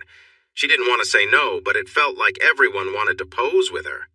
Being seen so often with girls who wore little clothing or with boys who leaned close to her made it look like she was just there for fun and not focused on school or her relationship with Chris. This led to a video call from Chris's sisters, who had some strong words for her. She cried as she tried to explain the pressure she was under, but they were not convinced. Diane told her to be brave and learn to say no. If that didn't work, say an even stronger no. Then they shared advice on how to handle tough situations with some of their classmates. Just as a warning, they mentioned that their mom had talked to Chris earlier to see how he felt without making it obvious that there was a problem. He had replied, "Yes, I know, I see social media too. I don't own her. She's a college student now and she's figuring things out. There's not much I can do." "But it's not what it looks like. I promise I haven't done anything wrong," she said. "And how does Chris know this?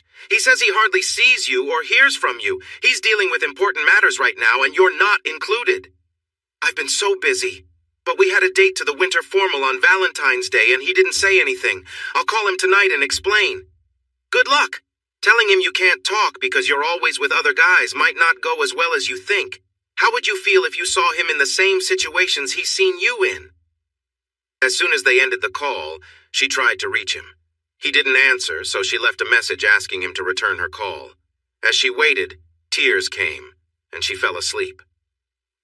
The next day, when Chris got home from work, he immediately noticed his bright orange Jeep parked next to his truck. Hope surged in his chest as he wondered if Joe was inside. But then he remembered how distant she had been since their date. It was likely she was just returning his keys and moving on. The winter formal had been fun, but also troubling. Joe looked stunning in a champagne-colored gown she borrowed from Kate. She only had eyes for him and danced solely with him, but after they returned to his apartment, things had felt complicated. What troubled him most were the many guys who had approached her, greeting her like they were close friends. Chris thought about how, even though she spent a lot of time studying, she still had time to meet and make new friends, including many wealthy fraternity boys and athletes. Chris had expected this, but it still bothered him. Even though she noticed him, turned down dance invites, and introduced him to others as "my boyfriend," or "this is the boyfriend I've told you about," he felt uneasy about the changes in their connection. He understood that her popularity was a part of her college journey, but it made him a bit worried, especially since she seemed more distant. As soon as he walked into the apartment, she rushed over, hugged him, and asked, "Can we talk?" He smiled gently but replied, "Not right now. I have an appointment in 20 minutes. You can come with me if you want, or wait here and we can talk later." Surprised by his calmness, she decided to go with him. "Do I look okay to go with you?" she asked. Looking at her fitted jeans and sweater, he nodded. "I'll be back in a few minutes after I shower. We're meeting at a place called Uncle Julio's over on Camp Bowie, so we need to hurry." In 10 minutes, he returned, freshened up and wearing her favorite cologne. He was casually dressed in boots, jeans, and a sweater. She thought he looked great, and he thought she looked even more beautiful, but he quickly took her hand and led her to his truck. "I won't be in the way at your meeting, right?" she asked as he navigated through the busy traffic. "Not at all. I appreciate your thoughts, so you'll be helpful. I haven't had a chance to talk with you much since the ball, but I received some nice bonuses and a good pay raise on February 15th. My financial advisors suggest I invest my bonuses and some earnings in real estate, so I'm meeting with my realtor to look at some places." "Wow, that sounds great," she said, impressed. "They're not huge bonuses, but together with my investment returns, my advisors say I need to buy things that can help with taxes or I'll end up paying too much. I found a few properties online that interest me, but I need to check them out first, so I'm glad you came along. Sometimes a different perspective is helpful." The realtor, Tina, was a tall, elegant woman whom Joe guessed to be in her early 30s. She wore wedding rings but still seemed to take a lot of interest in Chris, while barely acknowledging Joe. While waiting for their tacos, Tina moved her chair close to Chris. She rested her shoulder against his and held her phone up for him to see. In a tone that felt more casual than business, she said, "Let me show you some photos I took of the places you chose, plus a new listing I got today that I think you'll like even more." The phone was tilted away from Joe, making it hard for her to see the pictures. She shot a sharp look at the realtor, playfully threatening to sit close to Chris to get a better view. Once the phone was turned to include her, she noticed that all the houses and their yards looked nice. Still, Joe understood that Chris would hold off on his opinion until he saw them in person. The carne asada tacos were delicious. Tina paid for the meal and invited them to ride with her to discuss the benefits and drawbacks of each property. Joe hopped into the second seat of Tina's BMW SUV, feeling a bit uneasy as Tina showed off her long legs and spoke in a cheerful tone while driving. Joe almost nudged Chris for staring, but he eventually shifted his gaze to Tina and joined the conversation. Any of the 4 houses Chris picked would make a great home and a wise investment. They all had easy access to main roads, were in tidy neighborhoods, and had good-sized yards. Joe had no particular favorite, and while Chris seemed satisfied, he was not overly excited. Maybe it was how he held her hand or valued her opinion on the kitchens and bathrooms, but Tina started to warm up to Joe after they visited the first house. She included Joe in their chat. Joe tried not to smile too much at feeling she had won for now. But then Joe realized that Tina could easily win Chris's attention while Joe was at school. This made Joe work a little harder to connect with Tina, hoping that if they became friends, Tina might not try to get too close to Chris. Then it struck her. If Tina was willing to cheat on her husband, being friends wouldn't matter at all. Joe needed to focus on rekindling her closeness with Chris. As the sun began to set, they turned off General Pershing Drive onto a street that ended at a large house surrounded by what looked like several acres of woods. The 3-story wooden house needed some repair, with its roofs showing signs of age. What stood out were the 2 third-floor towers, a big stained glass window beneath a roof overhang, and the many windows on the lower floors. Each level also had its own covered porch. The yard and gardens needed some attention, as did the several outbuildings and the garage. When they parked in front of the house, Joe spotted an old pickup truck and a classic car through the open doors of what looked like a barn. "Everything comes with the house, including the old vehicles and the tractor in the barn," Tina told them. "This is the 7 acres that the Kittlers kept from the original farm run by his grandfather. It has a creek at the back, is full of trees, and I think the land is worth more than the house. Their 2 kids live in Los Angeles and just want to sell it. They wanted a quick sale, so I gave them a price range, and they chose the lower end because they thought time was more important than price. I think they still believe Texas real estate prices are what they were 30 years ago. I immediately thought of you because this could be both a home and an investment. If you pay the asking price, you would still have about $50,000 left for repairs, based on what you were willing to spend on other houses. I'm working with both the buyer and the seller, so I have to be careful, but you have cash and they want a fast sale. You can make your decision from there." Chris walked around the outside, checking the house and foundation like a good engineer and construction manager. When he went inside, he focused only on how solid the building was, looking at the electrical system, HVAC, and plumbing. The 2 women were curious about his different way of looking at this house compared to the others. After that, he returned to the front door and moved through each room on the first floor, carefully checking the floors, windows, doors, and walls. He went up the curved staircase to the second floor, studying the stairs first before examining everything up there. The staircase to the 3rd floor was straight, with beautifully carved railings. The 3rd floor had a loft bedroom with a full bathroom, while the rest was unfinished and seemed to be used for storage. Chris didn't seem let down. He was focused on the house's overall quality and potential, not how past owners had used it. They followed him back downstairs. "Where is the door to the basement?" he asked. Tina looked surprised. "I don't know, it's not in my notes." They started looking around and found the door at the end of a short hallway that had the pantry. It was dark and musty, so Chris went in alone, using his phone's flashlight. He walked down the stairs, explored a bit, opened some creaky doors, and then came back. Chris turned to Tina. $50,000 won't fix this place the way it should be, and neither will $100,000. If I offer them $38,000 less than the asking price, payable at closing, will you lower your commission by 1% on either side?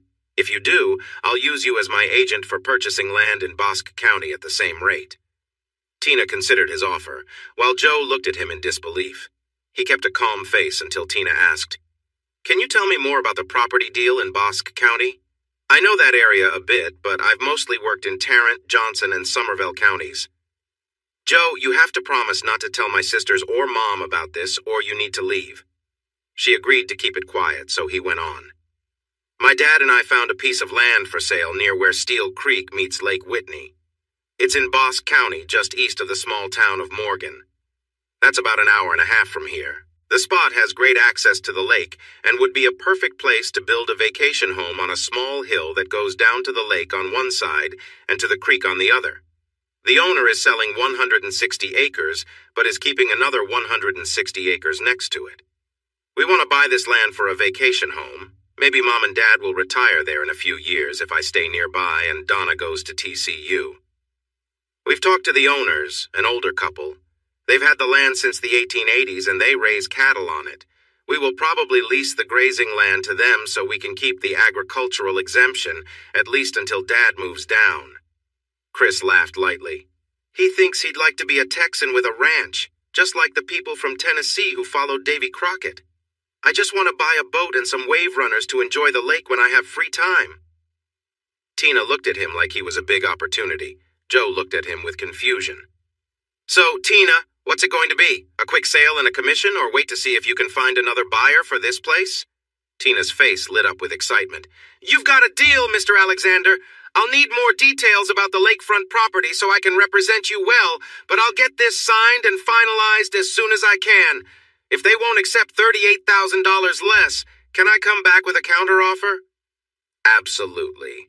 But let me quickly write a summary of the work needed to make the place safe and livable. I can probably send it to you later tonight. Feel free to share it with them, and also mention that anyone else will likely bring in someone to check the condition of the house and estimate the repair costs. That will take quite a while, probably months.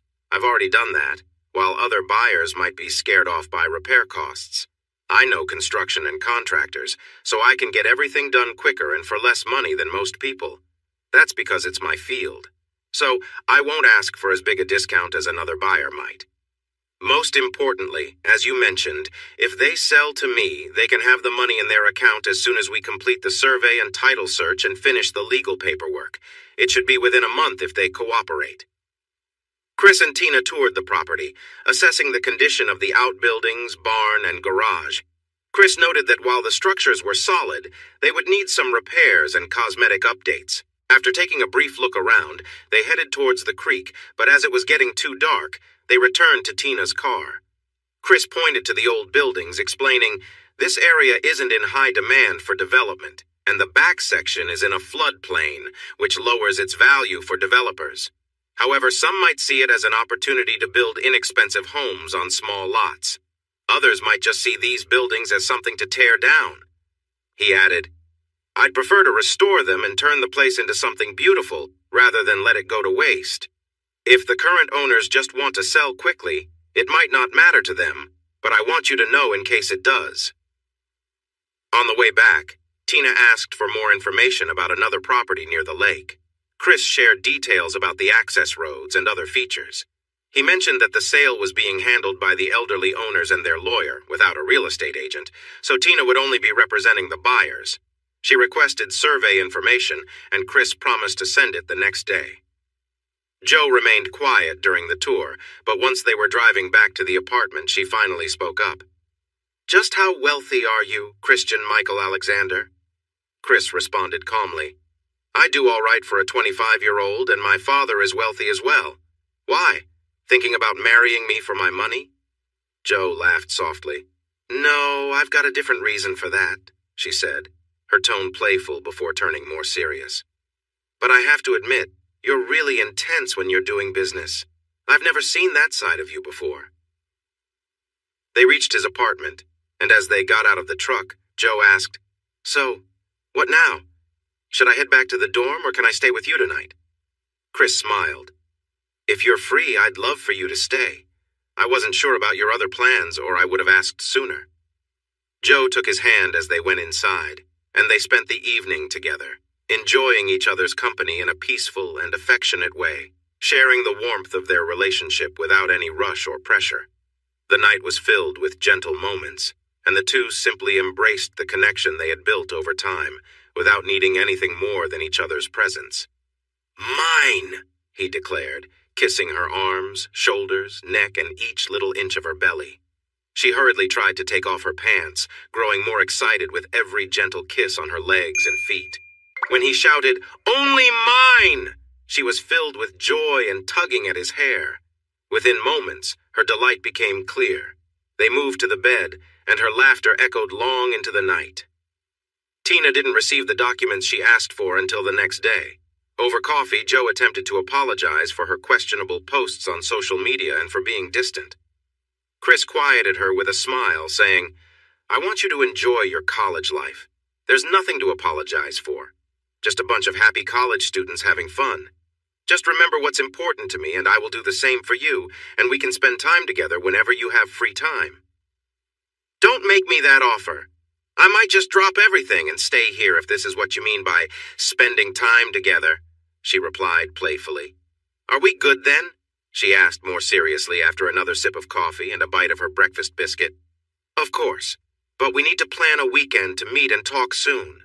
There's a lot going on in my life that I want you to know about, but not when we're rushed. When will you be free?" "I'm available this weekend, but I have a lot of studying to do. It's better to be here than in the dorm, but just so you know, midterms are next week and then we have spring break coming up. Kate wants me to go with her family to their ski chalet in Park City, Utah. I'd like to go, but I also want to spend time with you, so we need to figure that out too." As the weekend arrived, both were greeted with surprises. She shared more details about the ski trip, including that some boys Kate's cousins would be joining them. Her dad was sending his jet to pick them up on Saturday and would bring them back the following Friday. She was unsure about going, but she wanted to meet Kate's family and try skiing, and she noted that she could spend the following weekend with him. He encouraged her to go and enjoy herself, mentioning he would be busy all week anyway, and they could meet up when she came back. Then it was his turn to share big news. He had been accepted into graduate school at Colorado University. He would begin on July 1st, living, working, and studying in Boulder for a whole year. After that, he would earn a master's degree in architectural engineering. With this new degree, his role at Beck Construction would shift. More office time, less field work, and not needing to travel far from home. This changed their plans about buying a house in Fort Worth and getting a lake property nearby. Joe was taken aback. Grad school had never come up before, and the idea of being apart from him for a year scared her. She told him so. "I'll get you a ticket on American Airlines and you can visit me whenever you want. There are ski slopes nearby. Rocky Mountain National Park is just an hour away, and plenty of other things to enjoy. That is, if you want to leave the bedroom," he joked. "I'll come to the house whenever I can. We will be together during Thanksgiving and Christmas, and it's spring break, so we won't really be apart for a full year. If you go to summer school this first semester, you can spend the second semester with me in Boulder. Next summer, you can do the opposite and spend the first semester with me. See what I mean? Right now, I only see you every few weeks for a night or a weekend. With my work and your classes, we just don't have enough time. Next year will be tough, but we can make the most of our time apart so we can be together when we can." He then added playfully, "We can even video chat every night and we'll be just fine." Joe laughed and said, "Not that it wouldn't be fun, but I much prefer being with you in person, and I'll miss your kisses as well." They spent most of the rest of the weekend with Joe studying and Chris looking into the lake property and figuring out repairs for the old house and its buildings. During breaks, he shared his ideas for the Kittler house and asked her advice. The project seemed a bit too much for her to think about all at once, so she suggested updating the kitchen, bathrooms, and laundry area and improving the lighting throughout the house. It looked like some lovely lights had been replaced with cheap fixtures, and fluorescent lights did not belong in that beautiful home. They still found time to work out together and enjoyed some private moments on the various pieces of furniture in the house. Joe told Chris she really hoped he got the big old house with all its buildings. It would take a long time to enjoy all those spaces fully. Joe was thrilled the next Friday night she had aced her exams and had a 4.0 at midterm. She drove to his apartment to celebrate, then hurried back to the dorm the next morning to get ready before the private jet picked them up at noon. But the new week brought bad weather for the stadium project. A cold front moved in around 10 a.m., mixing with moisture from a storm near Baja California, as the weather report said. The heavy rain was caused by a mix of weather conditions, but colder air was moving in and would bring lower temperatures by Tuesday afternoon. The rain would change to sleet and then snow, continuing until Thursday night or Friday morning. On Tuesday at 8 in the morning, Trey made the announcement that all employees would receive pay for 8 hours for each snow day and asked everyone to return to work next Monday. He advised everyone to stay safe and warm and look out for one another before they headed home. An hour later, Chris received a text. "Good morning, Chris. This is Sandra Beck. I just spoke with your parents. The weather is terrible in Tennessee as well, so we've planned a quick ski trip to our place in Utah.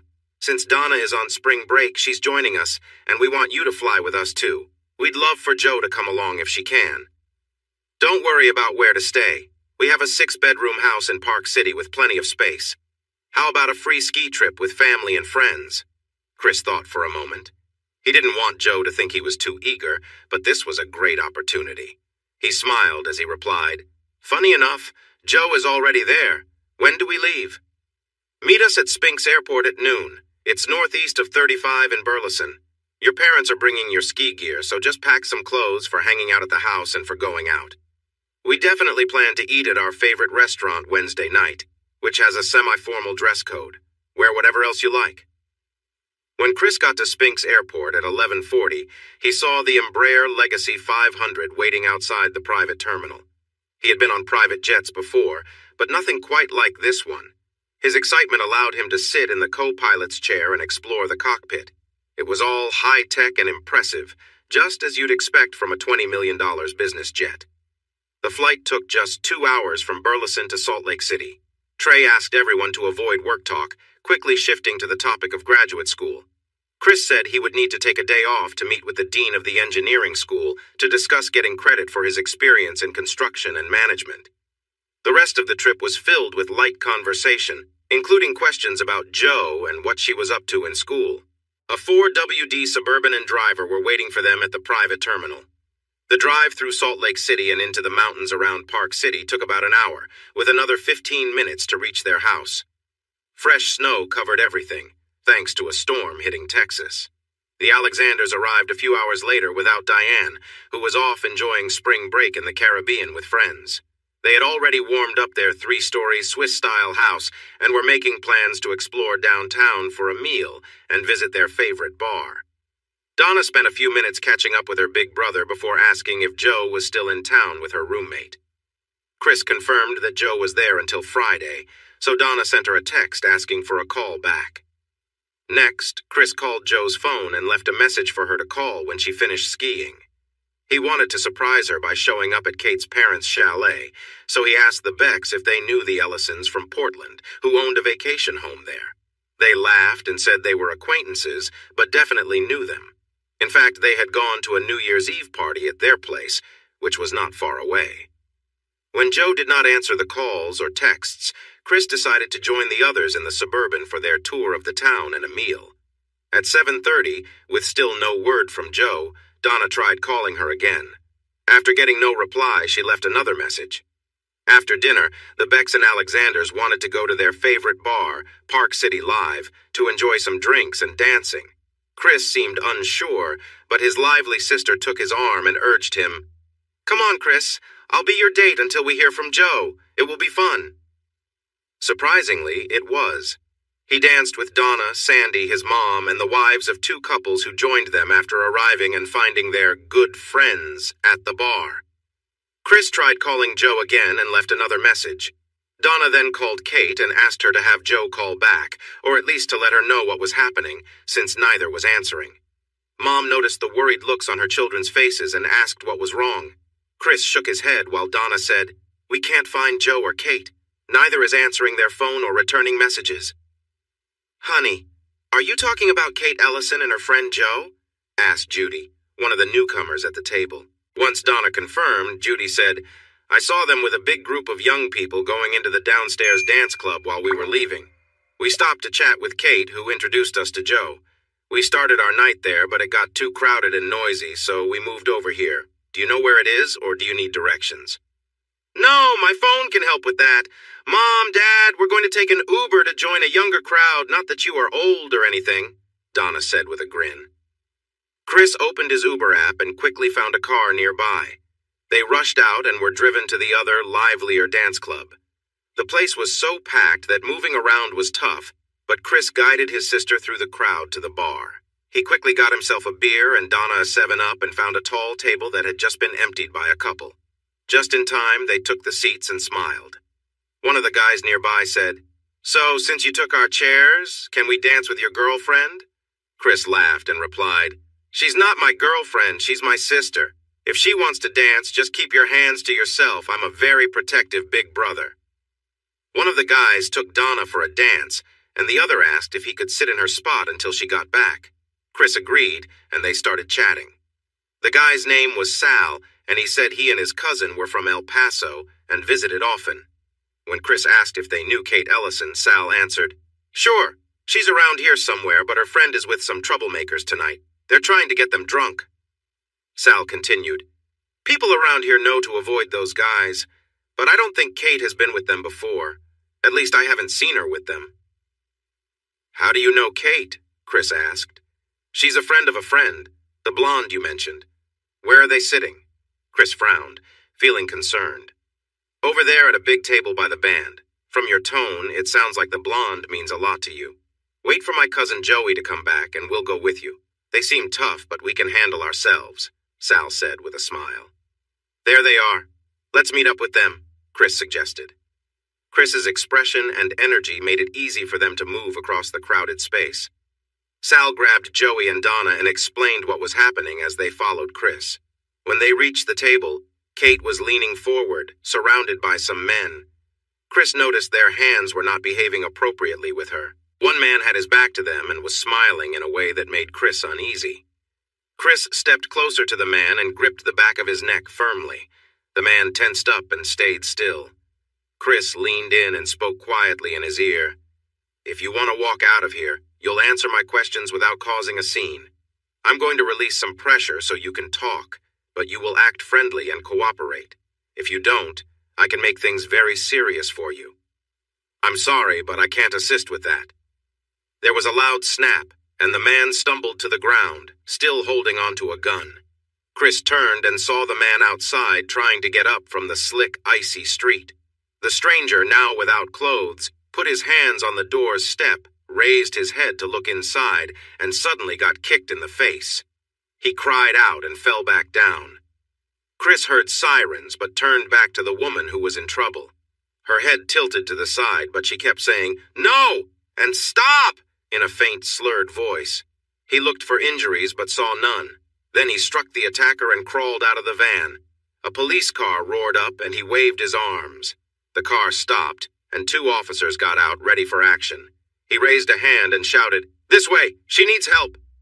An ambulance arrived, and one officer gestured for it to stop near the van while the other kept watch on Chris.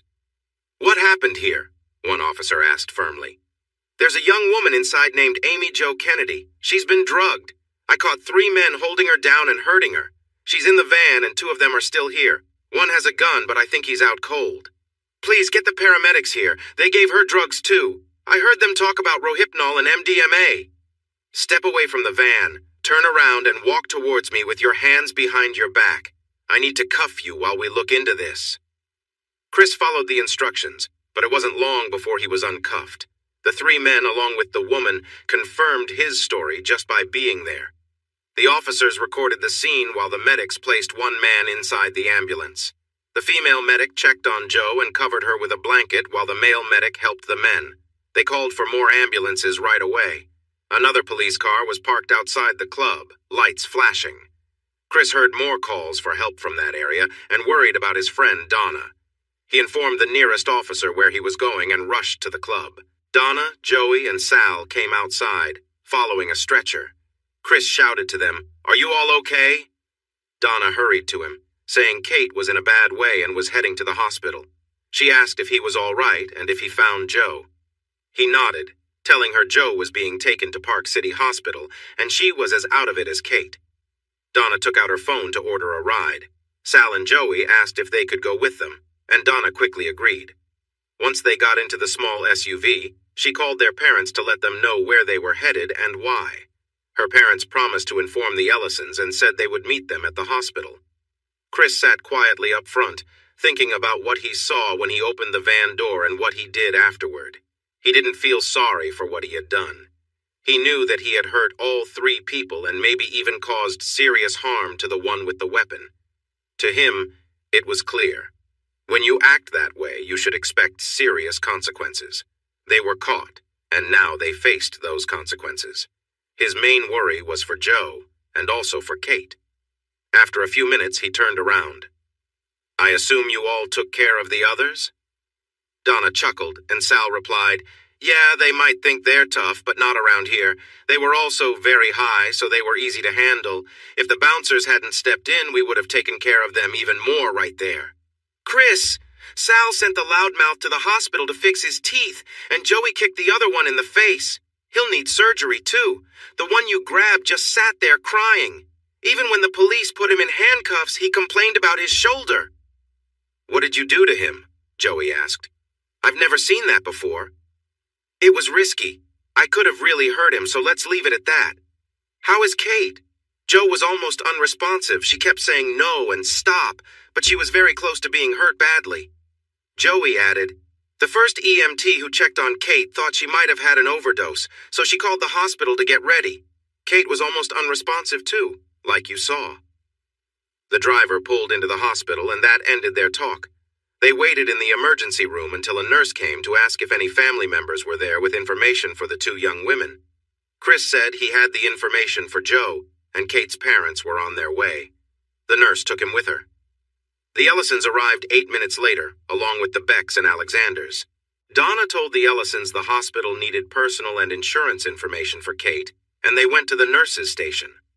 "What in the world happened?" Deborah asked as they gathered around Donna, Sal, and Joey. "We don't know much, Mom. As you know, we went to the dance club to find Joe." It was busy, but Chris found an empty table for us just in time. "By the way, this is Sal, and this is Joey. We haven't shared last names yet. Sal, Joey, these are my parents, Deborah and Dan Alexander, and our friends, Sandy and Trey Beck." We started walking toward where Joe and Kate were sitting. Chris looked angry, and that helped us move through the crowd easily. When we got there, Joe was gone, and 2 guys were bothering Kate while a 3rd guy watched them. She seemed out of it, completely unaware with the guys getting too close. Chris quickly took action and confronted the guy, and suddenly the guy was talking. He let us out, telling Sal and Joey to handle the other 2. They jumped in as soon as they stood up, ready to defend themselves. Soon, the police and emergency workers arrived. They placed Kate on a stretcher and took her to an ambulance. When we went outside, we found Chris, who told us Joe was passed out and not in a good situation when he arrived. He must have fought back too, because I overheard 2 cops saying the 3 guys who caused trouble were hurt badly. When Donna paused, the boys introduced themselves as Salvatore, Sal, Rossi, and Joseph, Joey Esposito, and shared more about what happened. Chris came back soon and told us that both girls were getting fluids, vitamins, and medication through an IV. The medication was to help them from the effects of too much Rohypnol. The anger in his eyes and voice was clear, and his mother asked what he wasn't saying. The doctor told me that they took too much Rohypnol, and that they also had MDMA and alcohol in their systems. He said it was a dangerous mix that could have killed them and still might. When the Ellisons get here, we need to talk about how they ended up with those older men. For the next 10 minutes, we tried to help Chris calm down. The Becks reassured him that the Ellisons were good parents who wouldn't allow their children to be with anyone unsafe.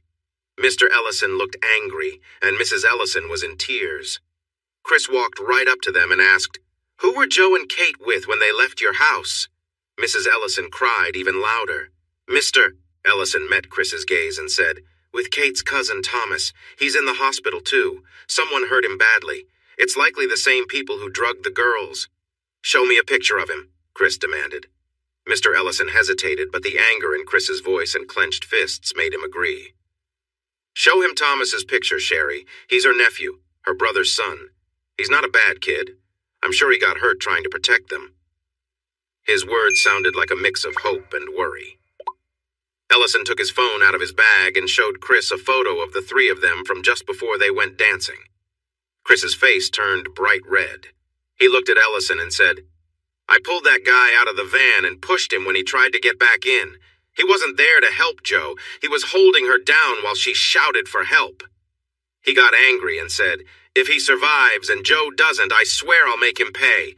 They gave both girls drugs mixed with alcohol that were dangerous and could have harmed them. If they hadn't received help when they did, this could have ended very badly. So don't tell me he was trying to protect them." Ellison stepped back, trying to avoid Chris, while Chris's father attempted to calm him down. Chris shook his dad off, causing Ellison to fall back into a chair. Chris yelled, "You almost got them both killed! If we hadn't arrived when we did, they would be in serious trouble!" Mrs. Ellison had gone from quietly crying to shouting, which quickly brought over security. One guard tried to hold Chris back, but Chris pushed him away. Another guard stopped and warned them to help calm Chris down, or he might have to use a stun device. Chris turned, his eyes blazing, and the guard wisely stepped back. Donna got in front of Chris and begged him to relax, and it worked. He blinked and slowly calmed down. Ellison was still in the chair, but now had his head in his hands, crying. "I knew something was wrong when I saw those tattoos. I should have stopped it. I almost lost my daughter." Mrs. Ellison was led to a chair next to her husband, repeating, "I'm so sorry, I'm so sorry." Chris turned away from them and walked out the door into the cold. Sal, Joey, and Donna quickly followed him, while the Becks and Alexanders stood together in shock. The guards approached, and one commented, "We've seen many upset husbands, but that one takes the cake. Did they really put his wife in danger?" He pointed at the Ellisons, who were holding each other and crying. Dan Alexander took a deep breath and replied, "Not intentionally. They let the girls leave with a cousin who met some bad people at the dance club. They gave the girls drugs that were very harmful. Our son, Chris, cares deeply for Jo, his wife. He's all she has, and he is very serious about looking after her. But we have never seen him this angry before, so..." Trey Beck spoke up. "Chris works for me, and everyone really likes him, even his team. He's an engineer, usually calm and collected. I can't believe this is happening." "He might be calm, but I wouldn't want to cross him or his wife or whoever she is. The police said he seriously hurt the three men who attacked his wife, and the doctor mentioned it's not looking good for them. One has a broken jaw, another is in surgery for serious injuries, and the third has a serious neck injury." They began to step away, but one officer turned back and said, "We're going to act like this never happened. We have families too, and we understand. Honestly, I can't say I wouldn't have reacted the same way, but you might want to consider finding some help to manage his anger. He is really intense."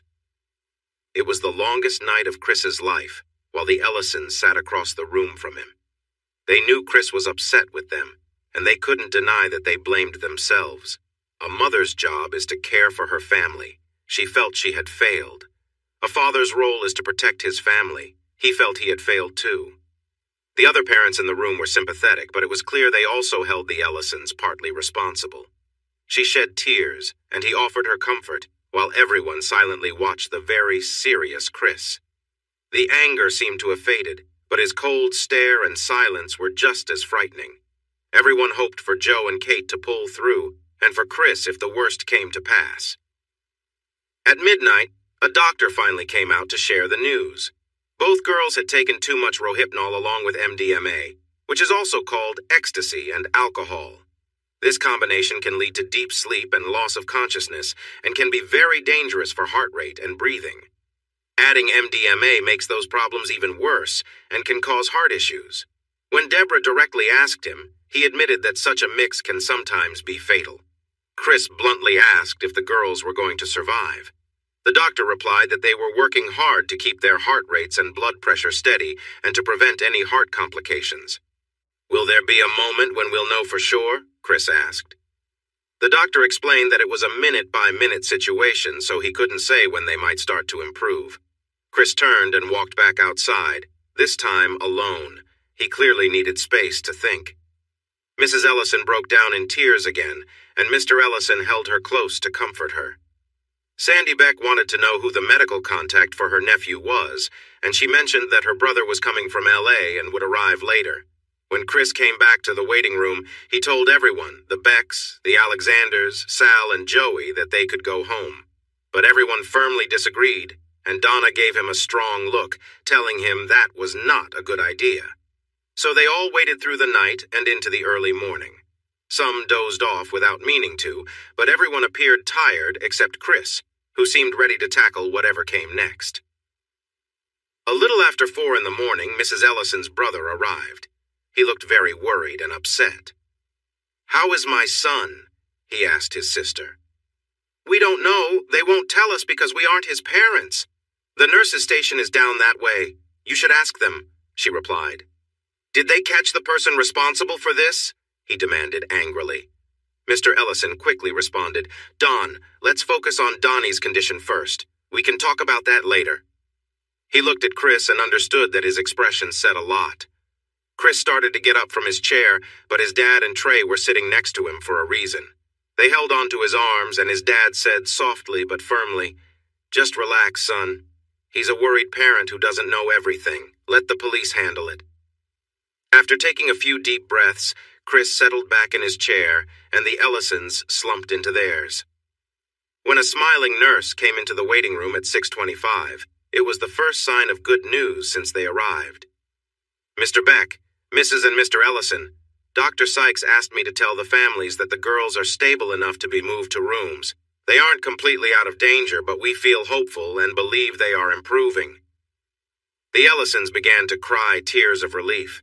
Sandy, Donna, and Deborah hugged each other, while Sal and Joey gave each other high fives. Trey and Dan put their hands on Chris's shoulders and cheered. Chris remained serious. When Donna ran over to hug him and saw his unchanging expression, she asked why he wasn't happy. "They're not completely out of danger yet. When they are, I'll celebrate, not before." A disappointed Don returned to the waiting room with a police officer. He looked around, saw Chris, and walked toward him. Chris stood up, tense and ready. "Young man, I'm here to sincerely apologize for my earlier mistake. The officer showed me the police report, and it's clear Donnie was at fault. He's always been a bit of a troublemaker, but lately, especially since he left college a year ago, he's gotten into more trouble with the law. Every time I try to guide him or offer help, he pushes back at me. I told my sister that when he said he was coming to stay with them, I hoped being around someone like Kate, who is doing well, would help him change. His brothers didn't want to come with him. They didn't believe him when he said he was leaving his bad friends behind and didn't want to take the risk. I feel like I should have told my sister everything about him before he went there. I truly regret how he treated your wife and his cousin, and I'm sorry for their pain. I hope one day you can forgive me." Chris looked directly at him during the apology and said calmly, "Looking back, I wish I had stopped her from coming without me. I'm sorry for what happened to your son. It wasn't meant to hurt him. He seemed dangerous, and I thought pulling him from the van would help. When he tried to get back inside just moments after another person threatened me, I didn't have many options left. I had to act quickly to protect myself. If he had stayed outside, I wouldn't have done anything more. Will he be okay? They say he will survive, but he will need several surgeries. The police are confident they have strong evidence against him, and they expect the district attorney to pursue charges. My lawyer is coming here to help him work out a deal if he tells the truth about what happened. The lawyer is not trying to get him off the hook. He did what he did, and now he has to face the results of his actions, as I warned him before. The lawyer's purpose is to make sure he gets the medical and mental help he needs before the trial and after he serves time. I hope one day he can turn his life around and return to our family as the person we hoped he would be." Chris nodded and said, "I don't think you need to apologize to me. I understand you feel responsible, but he's an adult. He made his own choices. You and Kate's parents can reflect on what could have been done, but that won't change the pain the girls have already gone through. Maybe the best we can do now is pray for all three of them." The Ellisons started crying again, but this time it was a relief seeing Chris accept the apology and try to help. A little while later, the good news arrived when the nurse came back and said that Joe's husband and Kate's parents could visit the girls in their new rooms. Donna quickly asked if she, Joe's sister-in-law, could come in too. The nurse smiled and replied, "Let's just keep it to her husband for now, maybe later." In the end, no one lost their life, but 5 out of the 6 involved had serious injuries that needed surgery. The 6th person suffered from long-lasting nerve pain at the base of his neck. Joe was awake when Chris came into the room. Though she looked sleepy and a bit lost, she recognized him and called his name, reaching out with her arms. An IV line hung from her, and her excitement made the heart rate alarm beep. The nurse just smiled and turned it off when she saw Joe's happy reaction. Chris leaned closer and gently hugged her. He asked softly, "How are you feeling?" She answered, "Much better now that I see you. What are you doing here?" The nurse had told Chris that Joe might not remember much about the previous night because of the medicine she received. He explained, "It's a longer story. Let's just say I came to see you. I wasn't following you. I came with the Becks, my parents, and Donna. They are all eager to see you, especially Donna." He continued, "We spent the night in the ER waiting area, but they moved us here when you got transferred. You can let us know when you're ready to see others and who you want to see first. We don't want to tire you out." Joe asked if he could stay, and he replied that he hadn't asked but planned to stay until someone told him to leave. She smiled and hugged him tighter. A little later, she invited him to sit on her bed, and she wanted to hear the longer story. He said he would tell her when the doctor allowed it, then changed the topic to the Ellisons, their plane, and skiing. Joe sometimes struggled to find the right words, which frustrated her. But as she talked about the flight, the Ellisons' home, and how it felt to learn and enjoy skiing, Chris noticed she became more expressive and lively. He thought that was a good sign, and encouraged her to keep sharing. Soon, nurses came to take Joe for some tests, saying she would be back in about an hour, and they suggested Chris grab breakfast during that time. He went back to the waiting area, gathered everyone, and told them he would share what he knew if they joined him for breakfast in the hospital cafeteria. They happily agreed, and he entertained them with Joe's stories over a good meal. Then the Ellisons and Joe's brother Don came in. They saw the larger group and quickly moved to another table across the room. Chris stood up and walked over to them, and everyone at his table held their breath until they heard him ask about Kate with concern in his voice. The relief on the Ellisons' faces was clear as they took turns sharing the good news about Kate. He then turned to Don Standard and asked about his son. Don shrugged and said his son was sleeping a lot, but the doctor mentioned that was normal and a good sign. Chris thanked him for the update and started to walk away. "Chris, how is Joe?" Mrs. Ellison asked. He shared a quick update on what he knew, thanked them for asking, and went back to his group.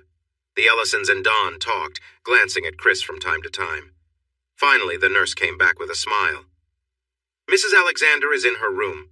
2 of you can visit at a time, but try not to tire her out. She is still weak." Before Chris could say anything, his sister and mother rushed past the nurse towards Joe's room.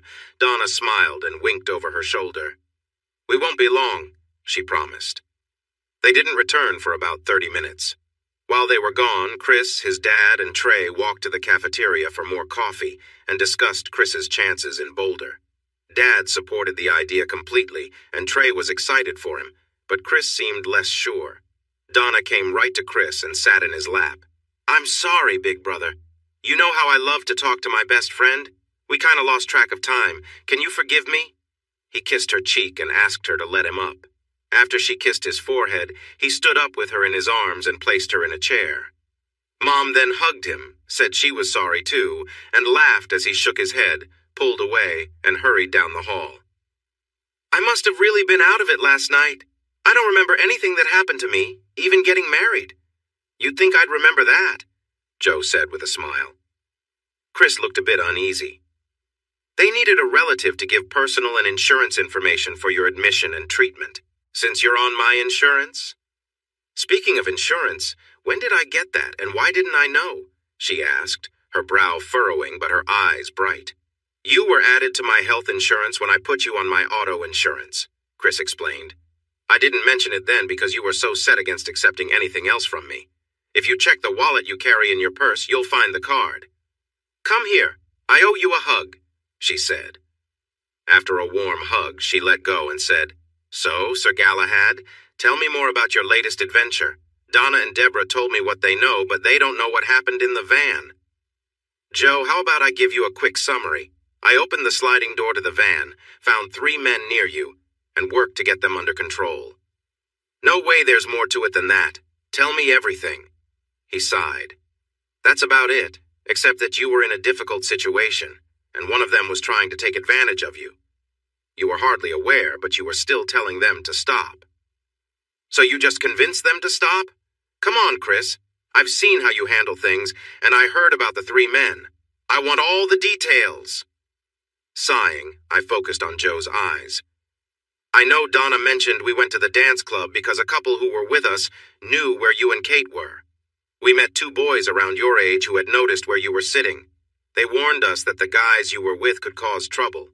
We looked for your table, but you were gone, and there were 4 empty chairs with drinks still on them. Kate was feeling unwell, but 2 of them were bothering her anyway. I convinced the 3rd guy to tell us where you were. Joey and Sal said they had some skills in karate, so I let them handle the troublemakers and went to find the van. I found it, opened the door, and saw someone in a troubling position over you. I pulled him out by his hair and jumped inside to push him away from you. I knocked him out, but then the bigger guy in the back reached for something. I hit him in the back of the head before he could aim at me. The police arrived, and I signaled them. They called for help, and you were taken here. Is that enough information? Because that's all I'm sharing. She watched him for a few moments. You're holding something back, but I'll figure it out later, so I'll drop it for now. You look really worn out. When was the last time you slept? Chris shrugged. I slept Monday night like everyone else. We flew up here yesterday, moved into the Beck's big vacation house, and went out to eat. You know the rest. So how long will they keep you here? Just then, Joe's doctor walked in to answer the question. I can help with that, he said. As soon as the blood and urine tests show the drugs are out of her system, and if her blood pressure and heart rate stay normal, we'll let her go provided she has someone to look after her for the next day. We'll give you an oxygen monitor and heart rate monitor to take with you, Joe. If the oxygen level drops too low or the heart rate goes too high, you need to return directly to the hospital. I don't want to alarm you, but the mix you were given can be very harmful, which thankfully it wasn't this time, but it can also have lasting effects. I'll need the name and contact details for your regular doctor to send them your records. Your doctor will want to see you soon to check for any issues caused by the drugs. Joe urged Chris and the others to go back to the Becks and get some rest. She promised to call if the tests came back okay so they could bring her clothes and take her home. Knowing he was really tired but still needing to give a statement to the police and wanting to be ready when Joe got back, Chris agreed to go back to the house with the others. He arrived at the house, but collapsed on the bed and fell asleep as soon as he got to his room. He woke up almost 6 hours later, took a quick shower, put on clean jeans, and hurried downstairs. Joe was sitting at the kitchen table with Donna, his mom, his dad, and Sandy and Trey Beck. Chris frowned as he walked toward the kitchen. Why didn't you wake me up when they brought her home? He asked suddenly. Don't use that tone with me, young man. You aren't the only one who cares about Joe, and you aren't the only one who can help her, Deborah replied. Also, you were sound asleep, and we all agreed you needed the rest. Besides, she hasn't been here long. She was just starting to tell us about the fun she had with the Ellisons before Donnie showed up. Find a chair and join us. Trey brought a chair from the other side and placed it between Joe and Deborah, who moved over a little. Joe scooted her chair as close as she could and said, I was hoping to sit in your lap, Sir Galahad, but I guess this will do. The new nickname caused chuckles and smiles, but Chris just hugged her and said, So tell us what you've been up to. Hanging out with the tattooed guys every night? She pinched his leg playfully and said, Kate and her parents were wonderful. They treated me like part of the family as soon as we arrived. They gave me winter clothes to wear, taught me to ski, and wouldn't let me pay for anything. Not even the amazing meals we had each night at this great restaurant they love. Sandy Beck interrupted. That's where we'd be right now, if only. Anyway, we changed our plans to tomorrow at 8, so you'll find out what she means then. Okay, Joe, please continue. Kate's cousin Donnie showed up Monday night but didn't stay long. He said his brothers were coming with him, but they got sick and stayed home. Then he mentioned he was meeting some friends who had come up from L.A. He didn't show up again until the next morning, and he didn't go skiing until we went at 2 that afternoon. Mrs. Ellison offered to take us out to eat again, but Donnie wanted to take us dancing, so we decided to grab something in town before we went to the club. I didn't like the way he looked at me when we were introduced, but Kate told me they had always been close, so I didn't worry too much. We grabbed a burger and then waited outside the club for Donnie's friends. Kate and I were both a bit nervous after we saw them, but they were polite and nice, so we relaxed. After all, we were going to be in a busy dance club. What could happen? Ha! Anyway, one of them arrived early and secured a big table so we could all sit together. I was drinking 7-Up and Kate had some kind of wine cooler. She encouraged me to try it and ordered one for me. Then the music started and LaMarcus took my hand shouting, "Let's dance!" Donnie took Kate's hand and we all joined together, putting our hands in the air and dancing to the song. After a few upbeat songs, we returned to our table to find wine coolers waiting for us. We were thirsty from dancing, so we drank them quickly. I should have been cautious, but Kate said they weren't very strong, so I thought they were like the wine spritzers Sandy let me taste. When I started feeling a bit dizzy later, I thought maybe they were stronger than I realized and decided to stop drinking. Then a classic rock song came on that everyone loved, so all 6 guys danced with Kate and me. It was enjoyable, and I began to feel really happy and excited. We continued dancing to a few more songs until a slow song played and I returned to the table. Fast dancing was fun, but I wasn't comfortable slow dancing with the guys. Luke went to get us more drinks, but another classic song came on, so we all went back to the dance floor. When we came back, new drinks were waiting for us. I hardly took a sip, but I felt myself getting more and more relaxed. I know we danced a lot after that, but I started feeling strange, like the music was vibrating inside me. My skin felt overly sensitive, and I had trouble thinking clearly, so they called us lightweights and helped Kate and me back to the table. They insisted we sit down and finish our drinks to cool off. I knew I probably shouldn't, but I did and couldn't recall why. I vaguely remember Luke saying something in my ear, but then I felt unwell, and they took me outside for fresh air or something. After that, I don't remember much, but it felt like I was dreaming. In that dream, I felt cold and uncomfortable, and there were people around me, and I was telling them to stop. The next thing I remember is waking up in the hospital. Jo had been calm while telling her story, though Chris noticed she was trembling slightly against his leg, and he understood better. After receiving kind words for what she'd gone through, especially after the recent situation with her mother and stepfamily, Jo thanked everyone and asked the Becks if she could stay with them for the rest of the trip. They said they wouldn't hear of it any other way, and she asked if someone could take her to the Ellisons to collect her clothes and luggage. Chris offered to help, and the Becks suggested they take their car so everyone could come along. Chris understood they were unsure about him, but he knew he was only there to pick up Jo's things, not to make things worse. Sandy called Stephanie Ellison, who said Kate was home and eager to see Jo. She invited everyone over for a drink and a chance to settle things down after all that happened at the hospital. Sandy agreed and then told the group what she had arranged. She looked at Chris, who kept a calm face and shrugged, saying, "We're your guests, so it's up to you." She knew that didn't sound very supportive and hoped her attempt to bring everyone together wouldn't lead to more problems. The Ellisons' chalet was as lovely as the Becks, sitting on the side of a mountain with a stunning view. The ski lifts were just downhill, accessible via a nice path. Kate ran outside, hugged Jo tightly and cried, saying sorry for everything that had happened. Chris stood back and let the girls comfort each other, as did everyone else. After a bit, Kate's mother welcomed them inside. Everyone hugged her and her husband as they entered. Chris shook their hands warmly and smiled. After a few moments, Kate brought Jo back inside and requested everyone's attention. "I have something important to say and need to apologize for a mistake that almost led to serious trouble. When Donnie invited us to go dancing, I was thrilled. Even though he is a few years older, we used to be close, but he changed recently. He started smoking, got tattoos, and his brothers said he was hanging out with some bad company.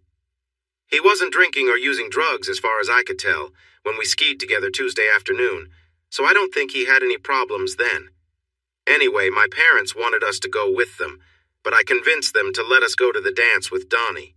I promised to avoid drinking too much and call for a ride if he caused any issues. The trip to the dance club in his new van was great, and we were having fun waiting for some friends he mentioned. They turned out to be more than just a couple of people. They were polite and seemed nice, so we agreed to go inside with them. As soon as they showed up, Donnie changed, and not for the better. I think something was added to our first drinks, and I'm sure our second and third drinks had something too. I don't drink often, but those drinks made me feel extremely dizzy quite fast. Jo doesn't drink, and she ended up feeling even worse with just 2 cooler drinks and a soda. I remember being too tipsy to dance, so we returned to our table, and I don't recall much after that. Chris, I know you blame my parents for letting us go with those older men, but honestly, I just wanted to be close to my cousin again. We really didn't expect to meet those men, and you know Jo and I aren't the type to hang out with people like that. Chris looked at her, then at her parents, and then back at her. I was wrong to accuse them the way I did, and I'm sorry for how I acted that night. Mr. Ellison stepped forward and shook his head. No, Chris, you don't need to apologize for what happened. First, you were right. If we were going to let the girls go with Donnie, especially after his dad warned us about him, we should have gone with them or at least checked on them. Second, both girls were in serious trouble, and you had just gone through a tough situation when they were in danger. I foolishly assumed that Donnie was trying to help. When we showed you his picture and you identified him as someone involved, Stephanie and I were shocked and heartbroken. Since then, we've thought about how you must have felt, and we understand why you were so upset. We want to apologize for our harsh words and actions and hope that you'll be there if our daughter ever needs help again. You saved her just like you saved Jo, and we are incredibly grateful for that. If you can forgive us, we'd like to do anything we can to make it up to you, Jo, and your family. Sir, you don't owe me anything, but if you can forgive my actions, it would mean a lot to me. Mrs. Ellison, I'm really sorry for hurting you like I did. Mr. Ellison, I appreciate that you didn't hit me when I lost my temper. You had every right to do so. Mrs. Ellison stepped toward him with her arms open and asked for a hug. He agreed, and she smiled up at him. Thank you, Chris, for rescuing our girls from our mistake. Mr. Ellison stood just behind her, smiled, and joked. I have a feeling I'd be in the hospital if I had hit you, but I appreciate your words. Thank you for bringing our daughter back to us. We're happy to trust her with you any time. Just knowing you're in Fort Worth makes us feel better about her going to TCU. Chris felt a bit shy about being called a hero, but he was glad to leave the bad feelings behind. He knew that Kate's intentions were innocent, so he held out his arm toward her. She ran to him and joined her mom in giving him a warm hug and thanking him. After they finished, Stephanie turned to Deborah and said, I don't know what you feed him, but he's as strong as a very tough rock. Oh my goodness! She waved her hand in front of her face, trying to feel cooler, and all the women laughed with her. You should dance with him, Stephanie. He moves effortlessly on the dance floor. I feel so light when he takes charge. I would love to try that, and I want to treat all of you to dinner at our favorite restaurant, and then a night of dancing at a quieter club tomorrow. It's on us. Can you all make it? Jo and Kate whispered and smiled. Then Kate said, We'll go, but only if one of those charming guys will watch our drinks while we dance. Donna put her hands on her hips and said, I'll only come if you invite Joey and Sal, the 2 friends from Tuesday night who helped Kate. Joey and Sal felt shy about being called heroes, but they happily accepted friendly kisses and firm handshakes from the women and men. They shared warm hugs with Chris and patted each other on the back, calling each other tough guys. Everyone enjoyed the moment and knew it was true. The next morning, they skied for an hour and a half, had lunch, rested, and then went for another short ski run, being careful not to push Jo and Kate too hard. That night, after a lovely dinner, Chris danced with Stephanie and the other ladies. They mostly played ballroom music, so Joey and Sal needed some help learning to dance, but they were quick learners. Chris noticed Trey talking to the band leader during a break, but he didn't think much of it. The band sounded great, and he wanted to tell them that soon. When Trey returned, he whispered something to the 6 parents, who all looked at Chris. What was going on? Now, we are going to play a special request, and it's for 2 fantastic dancers. Jo and Chris, will you please join us on the dance floor? Feel free to join them if you want, but trust me, you won't want to miss this show. As Jo and Chris stepped onto the empty dance floor, the band started playing La Comparsita, one of the best tango songs ever. Jo smiled at Chris. Ready to impress them? Chris smiled back. They are in for a treat. especially with that outfit you're wearing." She blushed and joked, "Knowing Kate, she's probably streaming this live for everyone to see when we get back to the table." They moved on to the dance floor perfectly in sync with the music and put on an exciting performance. They received a standing ovation and cheers for an encore. The band leader raised his hands and Chris asked Joe what they should do next, shouting, "Cha-cha!" That brought more cheers, and they heard Trey yell, "Jitterbug!" to the band leader. They danced for a while, then invited others to join them. Soon the dance floor was full, and as lively as the other dance hall had been. Chris and Joe slipped back to their table to grab their drinks. Dan, who was in charge of overseeing the drinks, cheerfully said to them, "You two are a great pair on the dance floor. That was a lovely mix of rhythm and fun, and I mean that in a good way." Everyone laughed, raised their glasses in a toast, and watched the others enjoy dancing. No one said anything when Joe went upstairs with Chris, but they shared smiles. Meanwhile, the women were busy preparing breakfast and asked the men to wait in another room until it was ready. Chris, Trey, and Dan quietly enjoyed their coffee while looking at the beautiful mountain view through the big window. Dan then asked Chris quietly, "How old am I, son?" Chris frowned slightly and responded, "You're 51, Dad. Is your memory not as sharp as it used to be?" Dan nodded, took another sip, and asked, "How old is your mom?" Chris replied, "She turned 44 on November 1st, Dad. Do you need a reminder or some puzzles to help you out?" Ignoring him, Dan turned to Trey. "So, Trey, how much older am I than Deborah?" With a serious look, Trey answered, "About 7 years, Dan. Did you know I'm 6 years older than Sandy? Sure, she looks younger, but most people don't realize or they think she's my younger partner." They both took sips of their coffee, looking innocent, but Chris just thought for a moment. "Okay, I understand, but she's only 18. Your mom was 19 when we got married, Chris. Trey? Sandy was 20, just barely." They turned back to Chris. "Well, oh no, you're spoiling my big plan." They all smiled and continued sipping their coffee in silence. After a delicious breakfast, they agreed to stay another day to make up for the time lost. Kate and Joe's health had stabilized, and it had been 24 hours since their release. They put on their ski gear and went over to the Ellisons to join them for a morning run. Kate, Donna, and Joe skied together on the easier slopes, while Sandy, Stephanie, and Deborah did the same. Sal and Joey were good skiers but stayed close to Donna and Kate.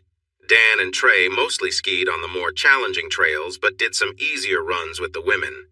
Ed Ellison joined Chris on the toughest slopes. Ed was a more refined skier, while Chris was stronger and more athletic, and they helped each other out. At the scheduled time, everyone gathered at the bottom of the mountain, waiting for Ed and Chris to come down from the top, where the hardest trails were. They thought the two men would come down the easier trail to their right, not directly from the steep mountain in front of them. And then, "Oh my gosh, Mom! Is that Dad and Chris? Are they out of their minds?" Joe turned pale, Deborah covered her mouth in shock, and Donna squealed with excitement. Joey and Sal looked on with envy, while Trey told Dan, "I'm going to make him work in a cast." A few moments later, they jumped off a cliff, falling almost straight down before landing and gliding toward the trees far below. Ed led the way at first, but Chris whizzed past him, skillfully navigating through the soft snow at the cliff's base. They skied through the trees, stopping in a puff of snow near the others, leaving their poles dangling, and high-fived each other. "That was awesome!" Ed shouted. "I've always wanted to try that. Thanks for encouraging me." Chris was laughing and celebrating with Ed when a girl approached him, looking very upset. "You can't ever do something like that again, Christian," she said firmly. "I thought you might hurt yourself." Stephanie walked over to Ed, holding her ski pole like it was a bat. She pretended to scold him for his reckless behavior. Donna jumped up and kissed Chris's cheek. "That was amazing, big bro. Kate and I recorded the whole thing. We'll watch it on the big screen TV at home."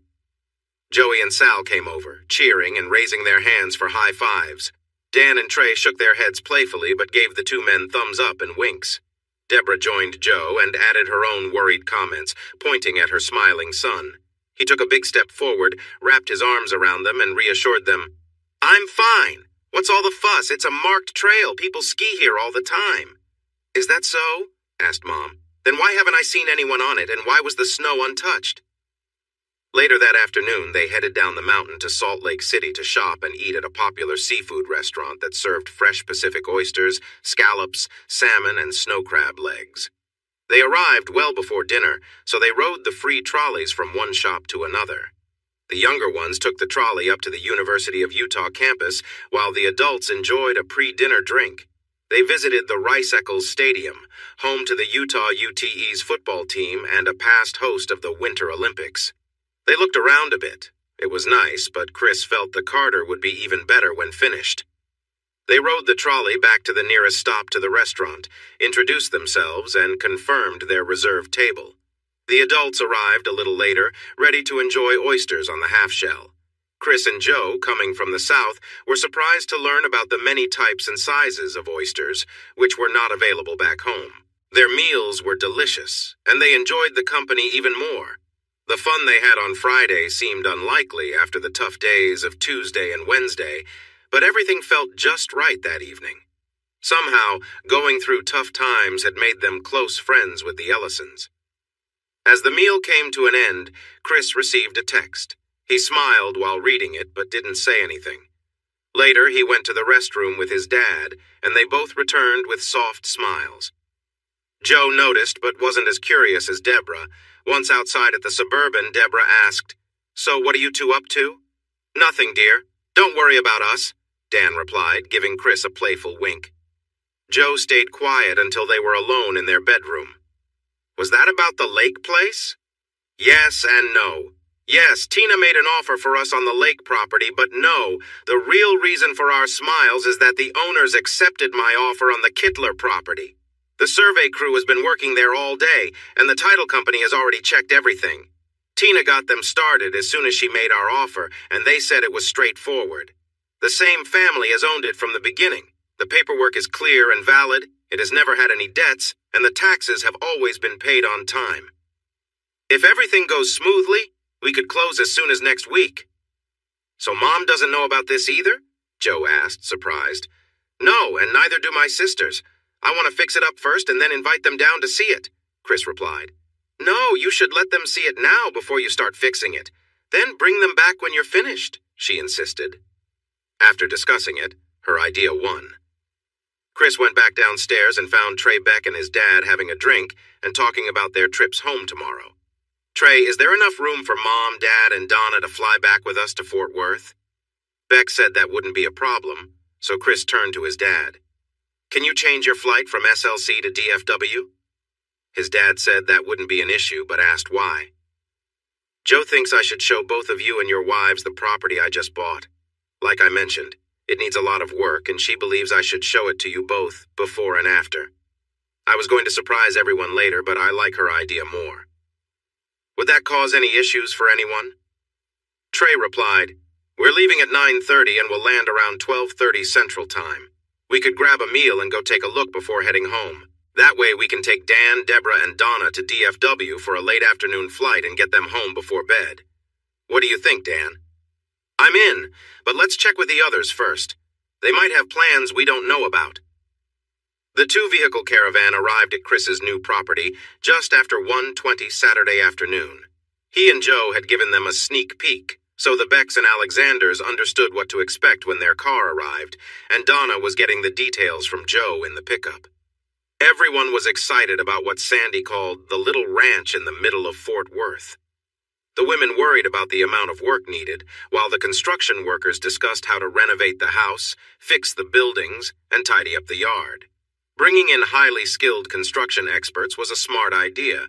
They offered good advice and alternative plans, and Trey knew every talented worker in the area.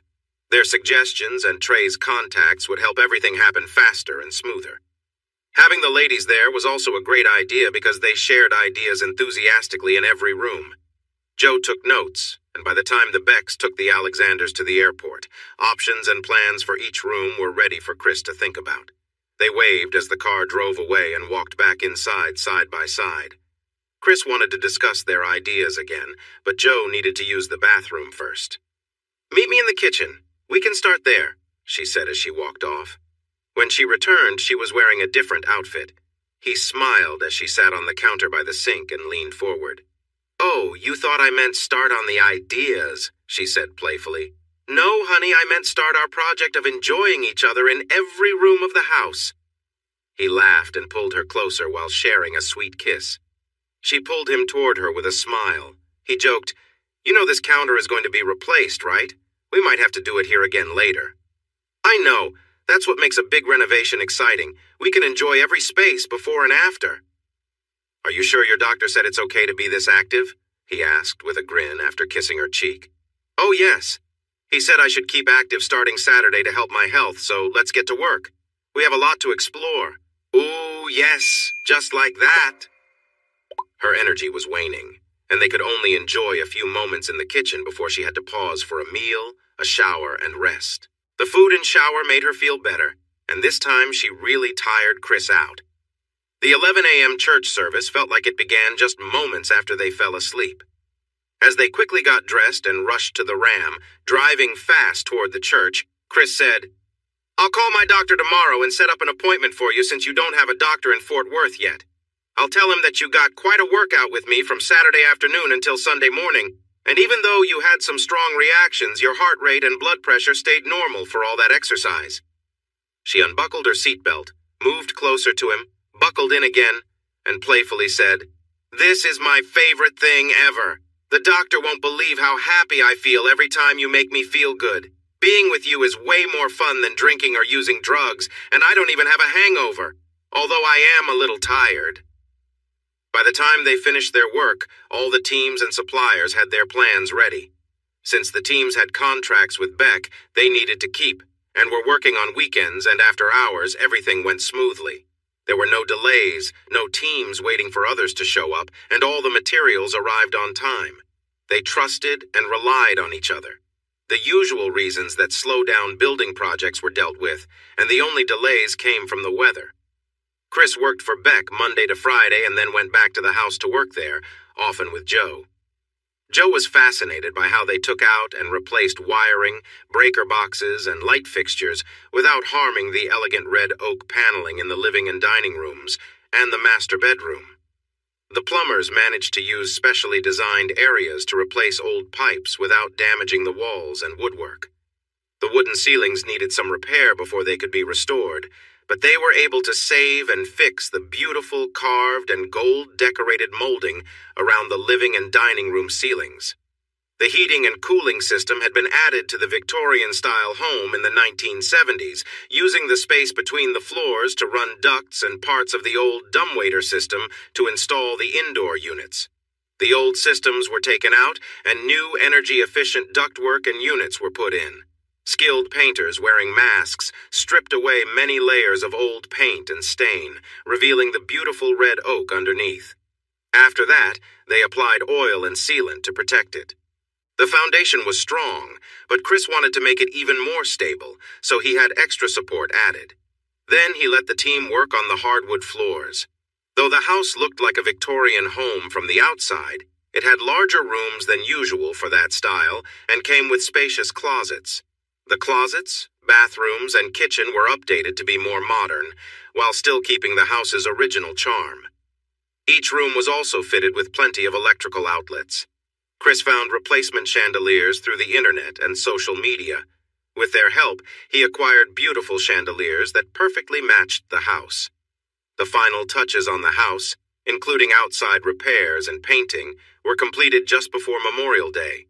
This allowed Chris a month to move in and get settled before he had to leave for a year. Joe finished her exams in early May, and on May 10th, her parents and both sisters came down to help her shop for curtains, rugs, and furniture. The master bedroom was the first room completed, and Chris, with help, furnished it with his chosen items. Everything in that room was well used before the guests arrived. Chris gave his girlfriend, mother, and sisters a generous budget for furniture. Deborah also contributed to make sure the grand old lady, as she loved to call the house, had everything needed to be a beautiful place. The Alexanders stayed for 10 days to help with various projects, including arranging the furniture perfectly. This often took several attempts to get it just right. On Saturday, Chris invited his dad to go fishing at a nearby lake, so they spent most of the day there while the women hung drapes and curtains. They returned without any fish to find a note saying the women had gone to buy new rods for the window coverings and would bring pizza for dinner. The Alexanders stayed until all the window coverings and furniture were set up, which took 2 more days. Chris and his dad stayed outside, only going inside when something needed to be adjusted. They spent time in the barn working on old vehicles that turned out to be in better shape than they expected. In fact, the tractor started right up once they put in fresh diesel and changed the battery, so they connected it to the shredder to give it a try. The front loader and shredder were both working well, but the blades needed to be sharpened. Having the tractor and tools available would really help with cleaning up the grounds and keeping them nice. The Alexanders shared warm hugs and sweet goodbyes as they packed their Class A motorhome and set off east. Chris was starting to think his sisters might actually attend college next year, and Joe was sure of it. Joe was back in summer school, while Chris put in long hours at the stadium. They arranged the work crews to make the most of the extended daylight and mild spring weather. From June to September, the heat would be tough, so they planned shifts to get as much done as possible each day. They were ahead of plan and saving money, but Chris needed to leave for grad school on July 1st. He wanted to finish as much work as he could before handing it over to his replacement. Chris was not a fan of his trainee, Robert. Robert could do the job, but his overconfidence annoyed Chris, the foreman, and the other workers. However, since Robert was chosen by Trey Beck, Chris decided to keep quiet and do his work. That was until the Becks held a catered Memorial Day picnic at an event center by Lake Worth for all the workers and their families. Joe had done a great job supporting Chris throughout the renovation. She kept her 4.0 GPA, but skipped out on parties to help him with the house. She had a knack for design, knowing instinctively what would look good together. She studied restored houses online to ensure their choices matched perfectly. The Memorial Day picnic was the first time Joe and Chris could enjoy a social event together in ages, and she was thrilled. Everything she wore, from her swimsuit cover-up to her sundress, was suitable for the gathering. As usual, the challenge was how great she looked in all her outfits. Robert noticed her right away when she arrived with Chris. While the workers didn't care for him, the women in the office thought he was attractive. He smiled and asked one of them, who was almost fawning over him, if she knew whether Joe was Chris's wife. The woman replied that she didn't know much, just that Chris met her in Arkansas, and that she was thought to be very close to him. Robert shrugged and seemed to shift his focus to the woman nearby, but he kept watching Joe. He felt a strong desire to get to know her better, and he planned to make his move that night. Unbeknownst to Robert, Chris didn't like him much, especially when it came to Joe. If Robert had known better, he might not have tried so hard to impress Joe while she was in the swimming pool, and Chris was chatting with some important people, including the owner. At first, Joe was nice to him, but she stepped back when he moved from friendly flirting to more forward behavior. When he didn't stop, she got out of the pool, put on her cover-up, and went to sit with the owner's wife. Robert then realized he needed to think differently about Joe and change his approach. He got out of the pool, put on a t-shirt and sandals, grabbed a beer, and wandered around until he found Sandy Beck and Joe sitting on chairs. He asked if he could join them, and Mrs. Beck welcomed him. She introduced herself and Joe and started asking him questions. He was happy to share about himself, excitedly talking about his achievements as a high school and college athlete, his academic success, and his work at a smaller company. He hinted at his charm when Sandy asked about his relationship status. Smiling at Joe, he said, "No, I'm not married at the moment. I believe some men are meant to bring joy to women, and that's who I am." Sandy then asked him to grab Joe a cold drink and herself a wine cooler. He eagerly agreed, seeing it as a chance to show off his fit physique, and he jogged off to fetch their drinks.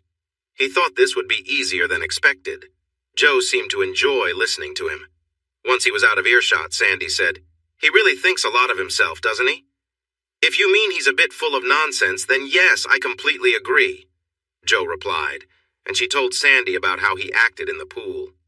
Sandy laughed and said, "Someone should probably let him know Chris doesn't like it when guys flirt with you, but it could make the party more interesting. From what I hear, he's not the favorite among the guys, so if Chris steps in, it might just add to the story." Joe didn't like the idea of Chris getting into a fight with Robert, who was strong and had a sports background.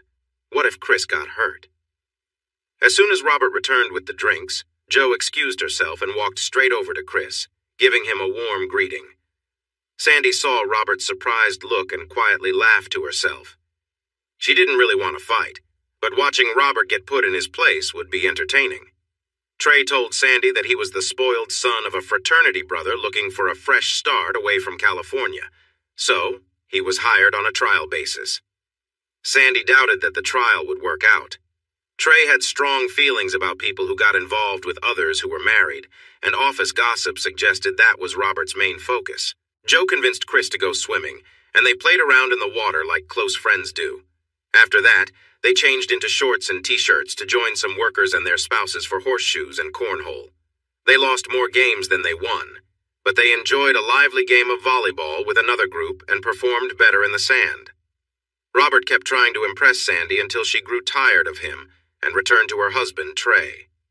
Not welcome among the construction workers, Trey wandered back to the office staff where he upset the husbands of the women he flirted with openly. He quickly became unwelcome but found a couple of plain single women who seemed open to his flirtations, so he moved on to them.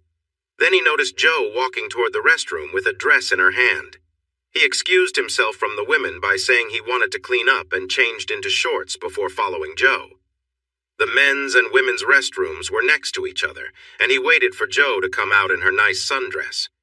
When she did, he approached her along the wall. She told him she wasn't interested and tried to walk past. He blocked her path by placing his hand against the wall and putting his other hand gently on her waist. He told her he knew she was interested in him and wanted to be closer. Jo used a trick she learned before and aimed a knee at him. Unfortunately, he moved just enough that she hit his thigh instead. However, it was enough to make him let go, allowing her to run around the side of the building. He shouted in frustration and chased after her, catching her and covering her mouth to keep her quiet, lifting her slightly by the waist. This wasn't his first time facing resistance, so he stepped away from the crowd and set her down, trying to persuade her that she wanted him just like he wanted her. Jo relaxed a bit, and he took his hand away from her mouth. She quietly asked, "Do you have good insurance? You might need it." He laughed, saying she couldn't possibly hurt someone like him. She laughed too, then pointed toward the corner where Chris was casually leaning against the wall, looking curiously at them. Standing behind him were Jim Bob, Trey, some workers, and a few husbands who were upset with him earlier. "I know you're better looking and smarter than the rest of us, Bobby boy, but I think you realize that's my girl you're holding. She doesn't want to be with you." He shook his head. "I've been known to stand up to someone for less, baby Bobby." Robert let her go, took a step back, and began to blame Jo. Jo turned and lightly kicked him in the leg, but her small sandals hurt her toes more than it hurt him. She hurried over to Chris and said, "Honey, don't waste your time on him. He's not worth it. Let's go back to the party and leave him here with these gentlemen." One of the strong husbands stepped forward, saying, "I call dibs on him." Others quickly lined up behind him. Chris laughed and turned to Jim Bob and Trey, saying, "I can't recommend him for his job. He doesn't care to learn anything and annoys everyone." "Don't worry, Chris," Trey replied. "Jim Bob warned me. I helped him out as a favor to a friend, but we already have someone ready to step in, and Jim Bob will help the new guy start on Tuesday. Now let's walk back to the party and forget about what happens here." Later, Robert was able to leave the parking lot after a group of men helped him to his car. He didn't look so good anymore and wasn't being so cocky as he drove off with a screech of tires and a cloud of dust. "Guess I'll have to send him his severance pay," Trey joked. Once the laughter faded, Chris said, "Thank you for the warning, Sandy." Jo declared, "If you hadn't come, I was going to step on his foot and push him away when he let me go." Trey assured her, "I'm sure you would have taken care of him, but we came to support you just in case." He hugged her tightly, and she smiled. The people around her cheered for her strength, but many jokingly glanced at Chris. He didn't share that he had been watching her carefully even before Sandy spoke. He knew from experience that Jo's looks would always attract all kinds of men, including those who were not good. Because of that, he made sure to keep an eye on her and her situation whenever he was nearby. She saw herself as strong and independent, which he appreciated and encouraged, so he never made it obvious that he was looking out for her. After working hard on the barn all Saturday, Chris pulled Joe into his arms and insisted they take a break. "We have tonight, tomorrow, and Monday to spend time together before I go back to work and you go back to class. I don't want to waste this time in my work clothes and feeling tired. We've reached a good point right now, and honestly, I don't need to be in the barn anytime soon. Let's go out tonight, sleep in, go to church, and take a nice drive on Sunday afternoon. I want to show you the lake property we talked about. Dad and I went out there last Saturday to meet with the owners. They have until June 10th to make a decision, but I'm pretty sure they will accept our offer. I want you to see it. I love all these ideas, but I do have one worry, Chris. Will this new property keep you busy like this house has? Because if it does, you'll never finish the other buildings and the yard." "No, Joe, it won't. Dad and Trey already have a plan for the new project, which is simpler and quicker than fixing up the old one. I won't have much to do besides making plans for the house, dock, boathouse, and beach. Come with me tomorrow, and you'll see what I mean." That night, they met up with John, Mary, Dawn, and Lynn downtown. They walked and danced so much that they almost missed church the next morning.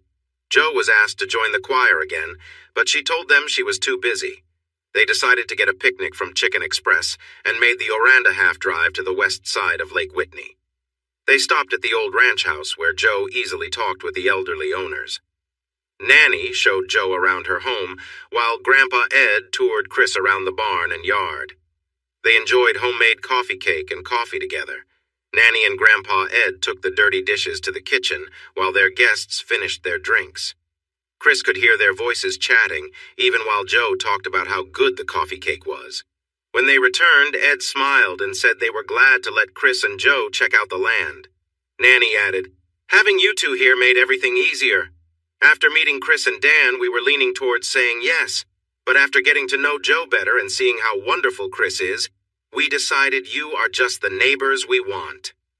We will tell our lawyer on Tuesday, and your dad should hear from him a day or two after that. Treat that land like it's already yours. All we ask is that you come by and visit us sometimes. I have 2 sisters and a mom who will probably visit more than you expect, but I promise we'll be good neighbors and friends," Chris assured them. After hugs, they drove away, and Chris called his dad from the site of the planned lake house. "If you get a call from Meridian, Texas next week, answer it, Dad. Joe charmed them so much today that they decided to accept our offer. Why does that not surprise me? We would have finished this much sooner if we had let the women handle things and stayed away ourselves. That's a lesson for next time. And son, after watching them take charge at your new house, I'm going to tell them to get involved. Otherwise, the builders will have a lot of changes to make, and we'll be in trouble." Chris brought a tarp and some blankets. Spread out on the thick grass on the hilltop, they made a cozy place for a playful spirit and her partner. Chris had seen her without clothes before, but he had never seen her lying in the sun on a warm day on soft blankets surrounded by nature. He quickly put on his pants, grabbed his phone, and took many pictures in different poses, saying, "To keep me warm on those cold nights in Colorado." Joe happily joined in, but she started to worry about him being all alone during those chilly evenings. As she laid on her stomach, playfully kicking her feet in the air and glancing at the camera, she wondered how she could convince her school to let her attend a different college for a year and still keep her scholarships when she returned. She thought about that idea now and then while they enjoyed each other's company under the stars, with the moonlight lighting up the scene beautifully. Thanks for watching this video. Don't forget to subscribe to Infidelity Plus to stay updated with more captivating tales of infidelity and payback. Turn on notifications so you're the first to see our latest content.